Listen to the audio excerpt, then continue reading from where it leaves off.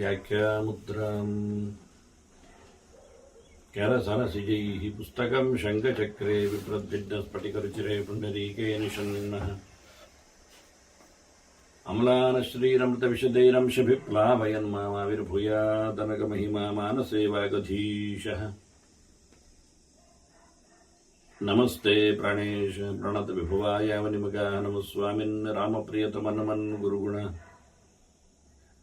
नमस्तुभ्यं भीमप्रबलतमकृष्णेष्ट भगवन् नमः श्रीमन्मध्वप्रदिश सुदर्शन्नो जय जय श्रीगुरुभ्यो नमः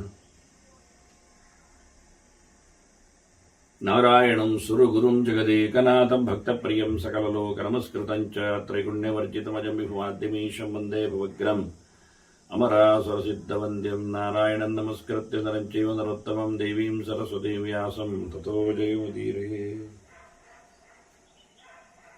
ವೇದವ್ಯಾಸುರ ಮಹಾಭಾರತದ ಚಿಂತಕರಿಗೆ ವಂದನೆಗಳು. ಶಾಂತಿ ಪರ್ವದ 92ನೇ ಪ್ರವಚನ. ಮತ್ತೆ ಧರ್ಮರಾಜ ಭೀಷ್ಮರಲ್ಲಿ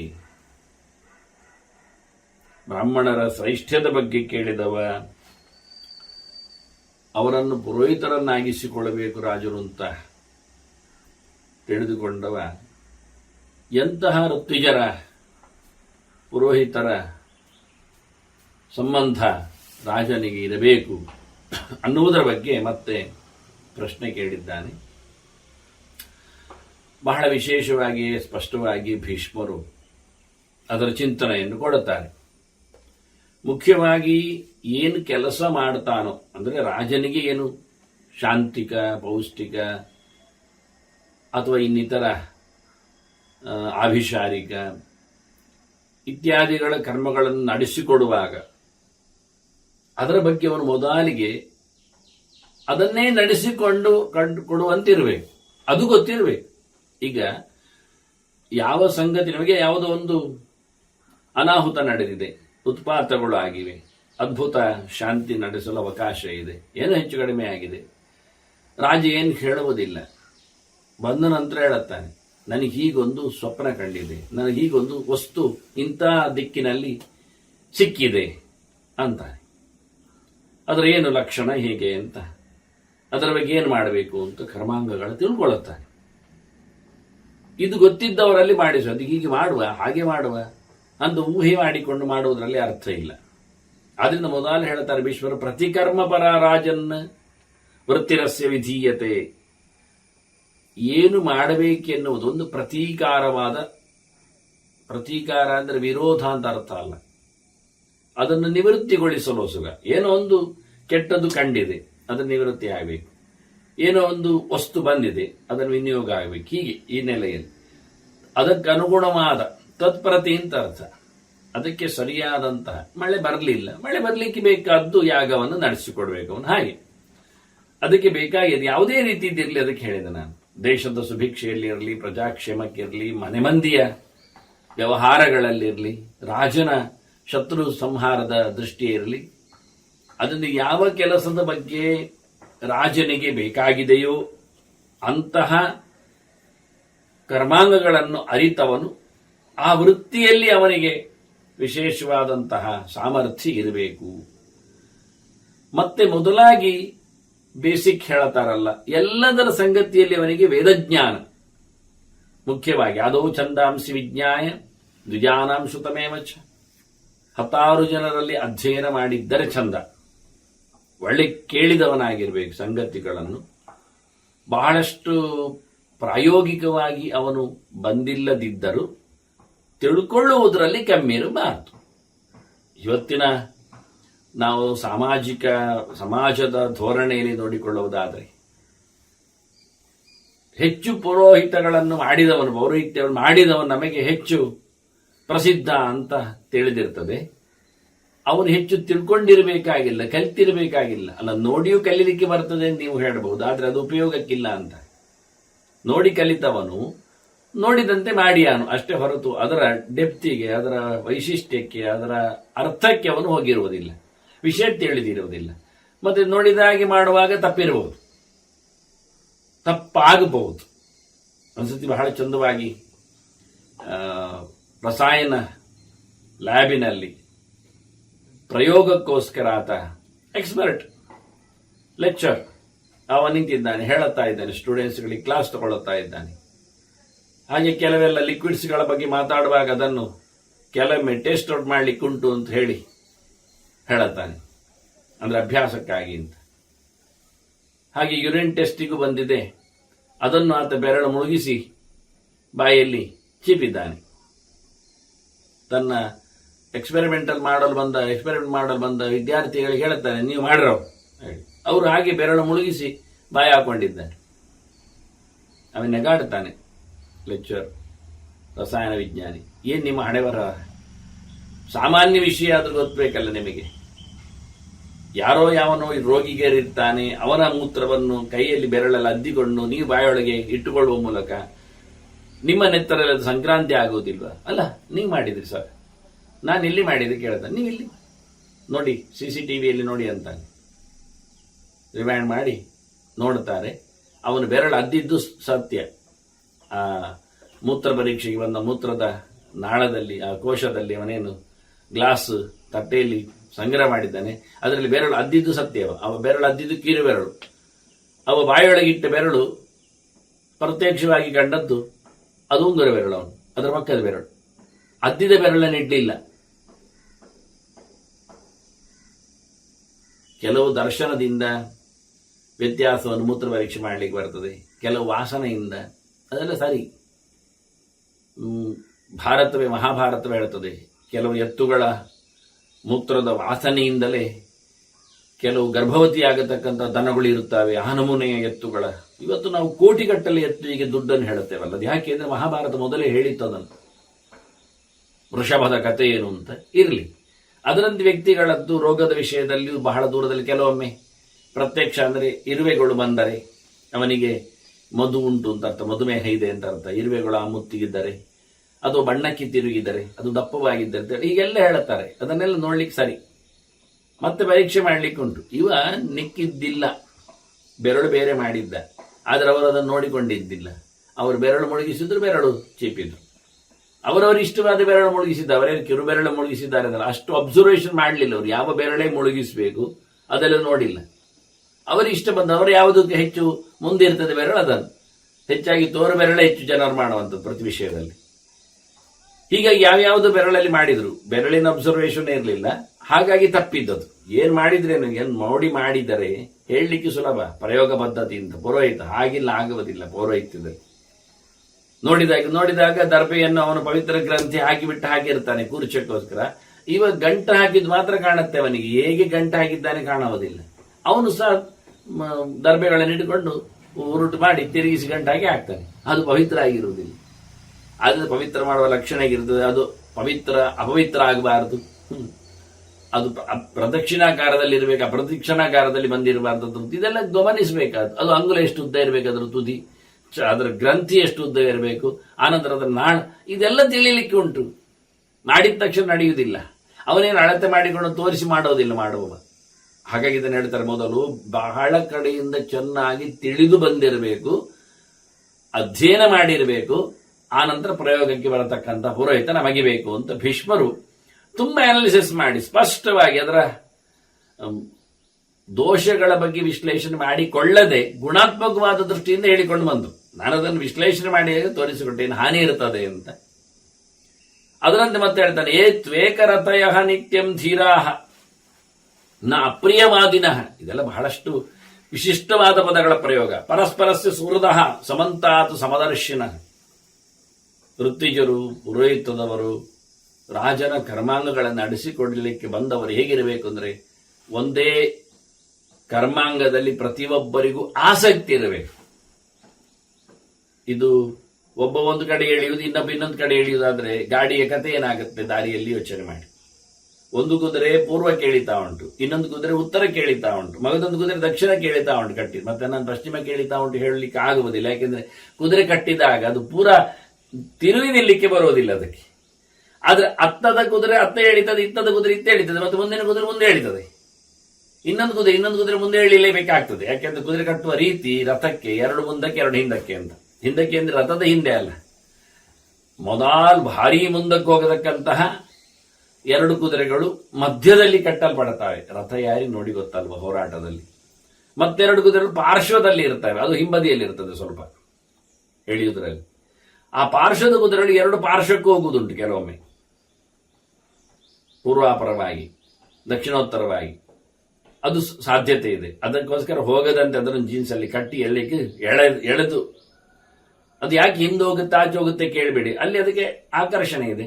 ಏನೋ ದವಸ ಧಾನ್ಯ ತಿನ್ನಲು ಹೋಗ್ಬಹುದು, ಅಥವಾ ಬೇರೆ ಕುದುರೆಯನ್ನು ನೋಡಿ ಹೋಗ್ಬಹುದು ರಥದಲ್ಲಿ, ಅಥವಾ ಜಾಗ ಇದ್ದದ್ದು ನೋಡಿ ಹೋಗ್ಬಹುದು. ಅದರ ಇಷ್ಟ ಎಳೆಯುವಾಗ.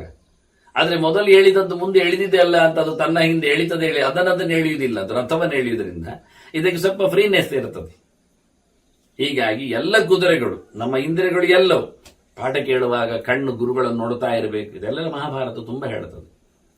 ಕಿವಿ ಕೇಳ್ತಾ ಇರಬೇಕು, ಮನಸ್ಸು ಮನನ ಮಾಡ್ತಾ ಇರಬೇಕು, ಅಕ್ಷರವನ್ನು ಗುರುತಿಸಬೇಕು, ಕೈಯನ್ನು ಬರೀಲಿಕ್ಕೆ ಉಪಯೋಗಿಸಿಕೊಳ್ಳಿ. ಏಕತ್ರ ಎಲ್ಲ ಇಂದ್ರಿಯಗಳು ಸೇರಿದ್ರೆ ಅಧ್ಯಯನ ಎನ್ನುವುದು ಭಾರೀ ವೇಗದಲ್ಲಿ ಆಗ್ತದೆ, ಮತ್ತೆ ಮಹತ್ವವನ್ನು ಪಡೀತದೆ. ಇಲ್ಲಾದ್ರೆ ಕೇಳಿದಾಗ ಆಯ್ತು ಕಾಣ್ತದೆ ಅಂತ ಹೇಳಿದ್ರು ನೆನಪು ಮಾಡಬೇಕು ಅಂತಾನೆ, ಮತ್ತೆ ಮರೆತು ಹೋಗುತ್ತೆ. ಎಲ್ಲಿಯೋ ನೋಡ್ತಾ ಇರ್ತಾನೆ, ಹೊರಗಿನ ಹಕ್ಕಿಗಳನ್ನು ನೋಡ್ತಾ ಇದ್ದು ಪಾಠ ಕೇಳ್ತಾ ಕೂತ್ರೆ ಎಲ್ಲ ನಡೆಯುವುದು ಗುರುಕುಲದಲ್ಲಿ ಹೊರಗೆ. ಆದ್ರೆ ಅಷ್ಟೆಲ್ಲ ಹಕ್ಕಿಗಳು ಕೂಗಬಾರದು, ಪ್ರಾಣಿಗಳು ಬರಬಾರದು, ಅದು ಯಾವುದಿಲ್ಲ. ಕೆಲವೊಮ್ಮೆ ಮಧ್ಯದಲ್ಲಿ ಪ್ರಾಣಿ ಬಂದು ಕೂತ್ಕೊಳ್ಳುತ್ತದೆ, ಅದು ಪಾಠ ಕೇಳಲಿಕ್ಕೆ ಇರ್ತದೆ, ಅದು ಜಾಗ ಮಾಡಿ ಕೂತ್ಕೊಳ್ತದೆ. ಮತ್ತೆ ನೋಡಿದಾಗ 4-6 ವಿದ್ಯಾರ್ಥಿಗಳು ಕೂತಿದ್ರೆ ಪಾಠ ಆಗ್ತಾ ಇರುವಾಗ ಒಮ್ಮೆ ಯಾವುದೋ ಒಂದು ಜಿಂಕೆಯೋ ಇನ್ಯಾವುದೋ ಒಂದು ಬಂದು ಬಿಟ್ರೆ, ಹುಲಿ ಮರಿಯೇ ತಿಳ್ಕೊಳ್ಳಿ, ಏನ್ ಸಮಸ್ಯೆ ಇಲ್ಲ, ಬಂದು ಬಿಟ್ರೆ ಹೇಳುವುದಿಲ್ಲ, ಓಡುದಿಲ್ಲ, ಗುರುಗಳು ಪಾಠ ಮುಂದುವರಿಸ್ತಾ ಇರ್ತಾರೆ. ಅದು ಒಬ್ಬ ಹುಡುಗರನ್ನ ಸ್ವಲ್ಪ ದೂಡಿಕೊಂಡು ಕೂತ್ಕೊಳ್ತದೆ. ಅದಕ್ಕೇನೋ ಅದಕ್ಕೊಂದು ಕ್ರೋರಾಜಿ ಇದೆ, ಅದಕ್ಕೊಂದು ಗೌಜಿ ಇದೆ. ನಾವು ಮಾತಾಡೋದು ಅದ್ರದ್ದು ಕಾಡದು, ಮಾತಾಡುವಂತಿಲ್ಲ. ಹೀಗೆ ನಾವು ಗಮನ ಕೊಡ್ಲಿಕ್ಕಿಲ್ಲ, ಅಧ್ಯಯನ ಆಗ್ತಾ ಇರತ್ತೆ. ಅಧ್ಯಯನಕ್ಕೆ ಯಾವತ್ತು ಬ್ರೇಕ್ ಅಂದ್ರೆ ವಿಚಿತ್ರವಾದ ಮಳೆ ಬಂದಾಗ, ಸಿಡಿಲು ಬಡಿಲು ಎದ್ದಾಗ, ಪ್ರಕೃತಿ ಮುನಿಸಿಕೊಂಡಾಗೆಲ್ಲ ಕೆಲವೊಮ್ಮೆ ಅನಧ್ಯಯನಗಳು, ಇದಕ್ಕೆಲ್ಲ ಇಲ್ಲ. ಹೀಗೆ ಏಕರತಿಯಾಗಿರಬೇಕು ಒಂದು ಮುಖ, ಎಲ್ಲ ಒಂದೇ ಕಡೆಯಲ್ಲಿ ಅವರು ಕರ್ಮದೆಡೆಗೆ ಸಾಗಬೇಕು ಅಂತ. ಮತ್ತೆ ಕರ್ಮ ದೇವತೆಯಲ್ಲಿಯೂ ಏಕಮುಖ ಇರಬೇಕು. ಇವರು ಏನ್ ಪೂಜೆ ಮಾಡ್ತಾ ಇದ್ದಾರೆ, ಯಾರನ್ನು ಪ್ರೀತಿಸ್ತಾ ಇದ್ದಾರೆ, ಮಂತ್ರ ಏನನ್ನು ಹೇಳ್ತದೆ, ಒಬ್ಬೊಬ್ಬ ಒಂದೊಂದು ರೀತಿಯಿಂದ ಒಂದೊಂದು ಮಂತ್ರ ಯೋಚನೆ ಮಾಡ್ತಾ ಕೂತ್ರೆ ಒಂದೇ ಮಂತ್ರದಲ್ಲಿ ಅನೇಕ ದೇವತೆಗಳ ಚಿಂತನೆ ಮಾಡಿದರೆ, ಅನೇಕ ಶಬ್ದಗಳು ಬಂದಿವೆ ಅಂತ ದೇವತಾಂತರಗಳ ಚಿಂತನೆ ಮಾಡಿದರೆ ತಪ್ಪು. ಏಕಮೇವ ದ್ವಿತೀಯಂ ಬ್ರಹ್ಮ, ಭಗವಂತನೊಬ್ಬನನ್ನೇ ಎಲ್ಲ ಮಂತ್ರಗಳಲ್ಲಿ ಎಲ್ಲರೂ ಕಾಣುವಂತ. ನಮ್ಮಲ್ಲಿ ಬಹಳಷ್ಟು ದೇವಾಲಯಗಳಿವೆ, ಅದರಲ್ಲಿ ಅನೇಕ ಮೂರ್ತಿಗಳು ಇರ್ತವೆ, ಅನೇಕ ಪ್ರಕಾರದ ಆಗಮಗಳ ಪೂಜೆ ಪುನಸ್ಕಾರಗಳು ಇರ್ತವೆ. ಪ್ರತಿಷ್ಠೆ ಮಾಡಿದವನ ಕಥೆಯೇ ಬೇರೆ ಇರ್ತದೆ, ತಂತ್ರಿಗಳ ಬಲಿ ವಿಧಾನವೇ ಬೇರೆ ಆಗಿರ್ತದೆ ಕೆಲವೊಮ್ಮೆ, ಅದು ಕಾಲಾಂತರದಲ್ಲಿ. ಪೂಜಕನ ಪೂಜೆಯ ಮರ್ಜಿಯೇ ಬೇರೆ ಆಗಿರ್ತದೆ, ಮಂತ್ರ ಸಮೇತ ವ್ಯತ್ಯಾಸ ಆಗಿರ್ತದೆ. ಹೀಗೆ ಯಾರ್ಯಾರನ್ನು ಇದರಲ್ಲಿ ಮತ್ತೆ ಪರ್ಯಾಯ ಅರ್ಚಕರು ಇರೋದ್ರಿಂದ ಒಬ್ಬ ಪೂಜೆ ಮಾಡಿದಾಗ ಇನ್ನೊಬ್ಬ ಪೂಜೆ ಮಾಡುವುದಿಲ್ಲ. ಅದೇ ಬಿಂಬ, ಅದೇ ದೇವಾಲಯ, ಅದೇ ಆಡಳಿತ ಮಂಡಳಿ, ಇದೆಲ್ಲ ನಡೀತಾ ಇರುವಂತದ್ದೇ ಇಲ್ಲಿ. ಹಾಗೆ ಒಬ್ಬರಿಗೊಬ್ಬರಿಗೆ ಎಲ್ಲಿಯೂ ಸಹ ಹೊಂದಾಣಿಕೆ ಆಗಲಿ, ಚಿಂತನೆ ಆಗಲಿ, ಕಲಿಕೆ ಆಗಿ ಒಬ್ಬೊಬ್ಬರು ಒಂದು ಗುರುಗಳಲ್ಲಿ ಕಲೀಲಿಕ್ಕೆ ಹೋಗಿ ಅವರೆಲ್ಲ ಯಾವುದೋ ಒಂದು ತಾಣಕ್ಕೆ ನಿರ್ಗಮಿಸಿದ್ದರಿಂದ ಇವತ್ತು ಗುರುಗಳನ್ನು ಮಾತಾಡಿಸುವಾಗಿಲ್ಲ ನಾವು. ಇವರು ಆಗ್ರಹದಿಂದ ಯಾರನ್ನು ಬಿಡುವಂತೂ ಇಲ್ಲ. ಇದಾಗಬಾರದು ಅಂತ ಭೀಷ್ಮ ಹೇಳುತ್ತಾ ಇದ್ದಾನೆ. ತ್ವೇಕ ರಥಯ ನಿತ್ಯಂ, ಯಾವಾಗಲೂ ಒಂದೇ ವಿಚಾರದಲ್ಲಿ, ಒಂದೇ ದೇವತೆಯಲ್ಲಿ, ಪರಮೋಚ್ಚನಾದ ಭಗವಂತನ ಎಚ್ಚರದಲ್ಲಿ ಇರಬೇಕು. ಭಗವದೆಚ್ಚರ ಕರ್ಮಾಂಗದಲ್ಲಿ ಆರಂಭದಿಂದ ಕೊನೆಯವರೆಗೂ.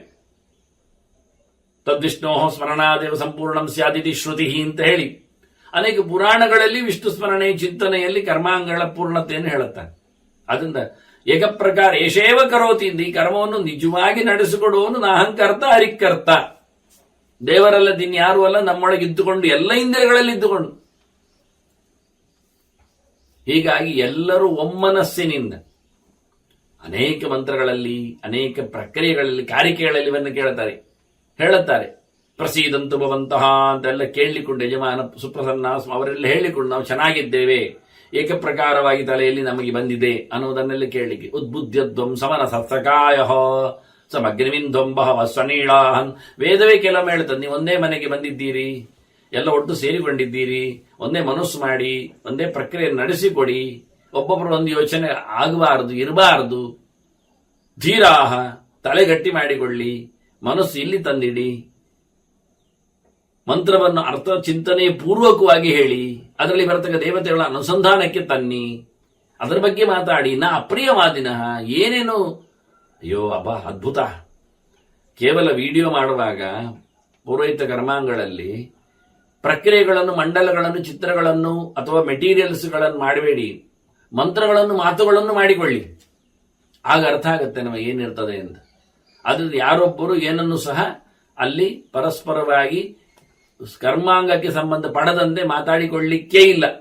ಅದರಲ್ಲಿಯೂ ಕಾಮದ್ವೇಷಗಳಿಗೆ ಬೆಲೆಯೇ ಅಲ್ಲಿಲ್ಲ, ಬರಲೇಬಾರದು. ನಾ ಅಪ್ರಿಯವಾದದ್ದನ್ನು, ತಪ್ಪೇ ಇರಬಹುದು, ಅಶುದ್ಧವಾದ ಪದಾರ್ಥಗಳು ಬಂದಿರಬಹುದು, ಅದನ್ನು ಬದಿಗಿಟ್ಟು ಶುದ್ಧವಾದದ್ದನ್ನು ಮತ್ತೆ ಬೇಕಾದರೆ ತರಿಸಿ, ಇಲ್ಲಾದರೆ ಪ್ರತ್ಯಾಮ್ನಾಯವಾಗಿ ಅದರ ಬದಲಿಗೆ ಇರತಕ್ಕ ವ್ಯವಸ್ಥೆಯನ್ನು ಮಾಡಿಕೊಂಡು, ಅದೇ ತಮ್ಮೊಳಗೆ ಅದರ ಚಿಂತನೆ ಮಾಡಿಕೊಂಡು ಅದನ್ನು ಗಟ್ಟಿ ಹೇಳಿಕೊಂಡು ಬೈದುಕೊಂಡು ಯಜಮಾನ ವರ್ಗಕ್ಕೋ ಸೇವಕ ವರ್ಗಕ್ಕೋ ಅನ್ಯಾಯ ಆಗುವಂತೆ ಅಥವಾ ಅವರ ಅಪಚಾರ, ಅವರ ಪ್ರಮಾದ ಅದು ಎತ್ತಿ ಕಾಣುವಂತೆ ಇಲ್ಲ ಇರಬಾರದು. ಏನೋ ಆಗಿರಬಹುದು. ಹಾಗಾಗಿ ಆದಷ್ಟು ದ್ವೇಷದ, ಕೋಪದ ಅಥವಾ ಸಬ್ಜೆಕ್ಟ್ ಅಲ್ಲದ, ಅಲ್ಲಿಗೆ ಸಂಬಂಧ ಪಡದ, ದೇವರಿಗಿಷ್ಟವಾಗದ ಸುದ್ದಿಗಳನ್ನು ಮಾತಾಡಿಕೊಳ್ಳಿಕ್ಕಿಲ್ಲ. ಅಂಥವರು ಬೇಕು ನಮಗೆ. ಮೌನವನ್ನು ವಹಿಸುವ, ಭಗವದಿಚ್ಛರವನ್ನು ಸಂಪಾದಿಸಿದ, ಯಾವತ್ತೂ ಒಳ್ಳೆಯ ಸೌಮ್ಯವಾದ ಮಾತು ಚಿಂತನೆ ಇರುವವರು ಬೇಕು. ಪರಸ್ಪರಸ್ಯ ಸೂರದ, ಮತ್ತೆ ಒಬ್ಬರಿಗೊಬ್ಬರಿಗೆ ಆಗುವುದಿಲ್ಲ ಕೆಲವೊಮ್ಮೆ, ಅದು ಗಮ್ಮತ್ತಿರುತ್ತೆ. ಏನೋ ವಿಶ್ವಾಸದಲ್ಲಿ ಪುರೋಹಿತರನ್ನು ಯಜಮಾನ ತನ್ನ ನೆಲೆಯಲ್ಲಿ ಕರೆದಿರ್ತಾನೆ. ಅವನ ಬಂಧು ಭಗಿನಿಯರು ಅಥವಾ ತಮ್ಮ ಅಣ್ಣಂದಿರು ಇನ್ಯಾರೋ ಅವರನ್ನು ಕರೆದಿರ್ತಾರೆ. ಅಂದ್ರೆ ಇಲ್ಲಿ ಪೂರಕವಾಗಿ ದೊಡ್ಡ ಸಮಾವೇಶ ಅಂದಾಗ ಒಂದೇ ಕಾರ್ಯಕ್ರಮ, ಪ್ರಧಾನನಾಗಿ ಕರೆದಿರ್ತಾನೆ. ಇತರರನ್ನು ಸೇರ್ಲಿಕ್ಕೋಸ್ಕರ ಅದು ಉಂಟು ಇದು ಉಂಟು, ಹಾಗೆ ಮಾಡು ಹೀಗೆ ಮಾಡು ಅಂತ ಹೇಳಿ ಅವರಿಗೆ ಬೇಕಾದವರನ್ನೆಲ್ಲ ಕರೆದು ಬಿಡ್ತಾರೆ. ಇಲ್ಲಿ ಬಂದಾಗ ಒಬ್ಬರಿಗೆ ನೋಡಿದ ಒಬ್ಬರಿಗೆ ಆಗುದಿಲ್ಲ ಕೆಲವೊಮ್ಮೆ. ಇದು ನಮ್ಮ ಟ್ರೂಫ್ ಅಲ್ಲ, ಇದು ನಮ್ಮ ಶಿಷ್ಯ ಪರಂಪರೆ ಅಲ್ಲ, ಇದು ನಾವು ಹೇಳಿದಾಗಿಲ್ಲ. ಈ ನಮೂನೆ ಹೀಗೆ ಮಾಡ್ಲಿಕ್ಕೆ ಹೋಗಿ ಏನಾಗುತ್ತೆ, ಒಂದು ನಾಗಪೂಜೆ ಅಂದಾಗ ಯಾರೋ ಅದರ ಹೆಡೆ ಎಳೆಯುವುದು, ಯಾರೋ ಅದರ ಬಾಲ ಎಳೆಯುವುದು, ಯಾರೋ ಅದರ ಮೈಗೆ ಹೊಡೆಯುವುದು, ಎಲ್ಲ ಅದ್ರ ಏನಾಗುತ್ತೆ ಪ್ರಸಂಗ. ಇಂಥ ಕತೆ ಆಗುತ್ತೆ. ಅದನ್ನು ಮೊದಲು ಹೇಳ್ತಾರೆ, ಪರಸ್ಪರ ಸುಹೃದ, ಪ್ರತಿಯೊಬ್ಬರು ಆತ್ಮೀಯರಾಗಿದ್ದೀರಿ, ಪ್ರತಿಯೊಬ್ಬರು ಮಾನಸಿಕವಾಗಿ ಏಕಪ್ರಕಾರದ ಚಿಂತನೆಯಲ್ಲಿ ಬರುವಂತೆ ಆಗಿದ್ದೀರಿ, ಒಬ್ಬರಿಗೊಬ್ಬರು ಸೇರಿಕೊಳ್ಳಿ ಕೆಲಸದಲ್ಲಿ ಅಂತ ಹೇಳಿಕೊಳ್ತಾರೆ. ಇದನ್ನು ಹೇಳಬೇಕು ನೋಡಿ, ಇಂಥವರಿದ್ರೆ ಒಳ್ಳೇದು ಅಂತಾನೆ ಇವನು. ಸಮಂತಾತ್, ಸಮದರ್ಶಿನ, ಮತ್ತೆ ಎಲ್ಲರಲ್ಲಿ ಒಂದೇ ಪ್ರಕಾರವನ್ನು ನೋಡಿಕೊಳ್ಳಿ. ಒಂದೇ ಪ್ರಕಾರ ಅಂದ್ರೆ ಅವರವರ ಯೋಗ್ಯತೆಯನ್ನು ಚೆನ್ನಾಗಿ ಅರಿತುಕೊಳ್ಳಿ. ಮುಂದಕ್ಕೂ ಹೇಳ್ತಾನವನು.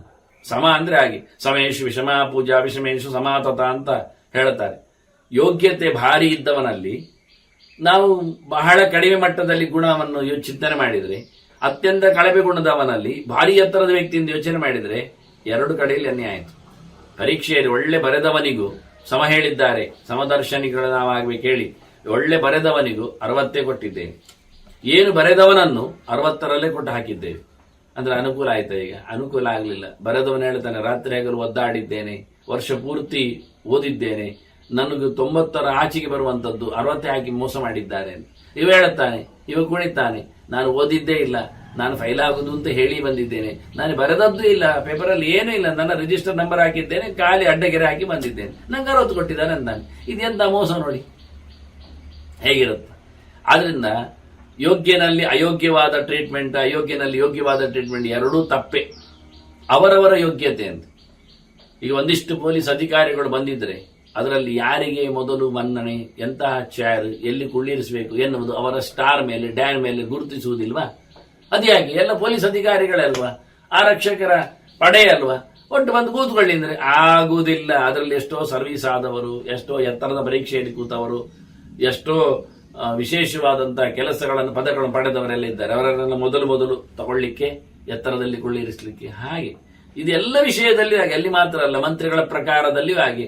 ಅವನು ರಾಜ್ಯದ ಮಂತ್ರಿಯ ಅಥವಾ ಕೇಂದ್ರದ ಮಂತ್ರಿಯ ಅದೆಲ್ಲ ನೋಡ್ಲಿಕ್ಕೆ ಇರ್ತದೆ. ಅದರಲ್ಲಿ ಪ್ರಧಾನಿಯ ಅಥವಾ ಅವನು ಉಪನೋ, ಇವೆಲ್ಲ ನೋಡಿಕೊಂಡು ಅದರ ಮೇಲೆ ಗ್ರಡೇಷನ್ ಕೊಡುತ್ತೇವೆ. ಹಾಗಾಗಿ ಎತ್ತರದವನನ್ನು ತಗ್ಗಿಕೊಳ್ಳಿರಿಸುವುದು, ತಗ್ಗಿನವನ ಮೇಲೆ ಬದಿ ಹಾಕುವುದು ಎಲ್ಲ ತಪ್ಪಿ. ಸಮದರ್ಶನ ಅಂದ್ರೆ ಅವರವರ ಯೋಗ್ಯತೆಯನ್ನು ಅರಿತು ನೋಡುವಂಥದ್ದು.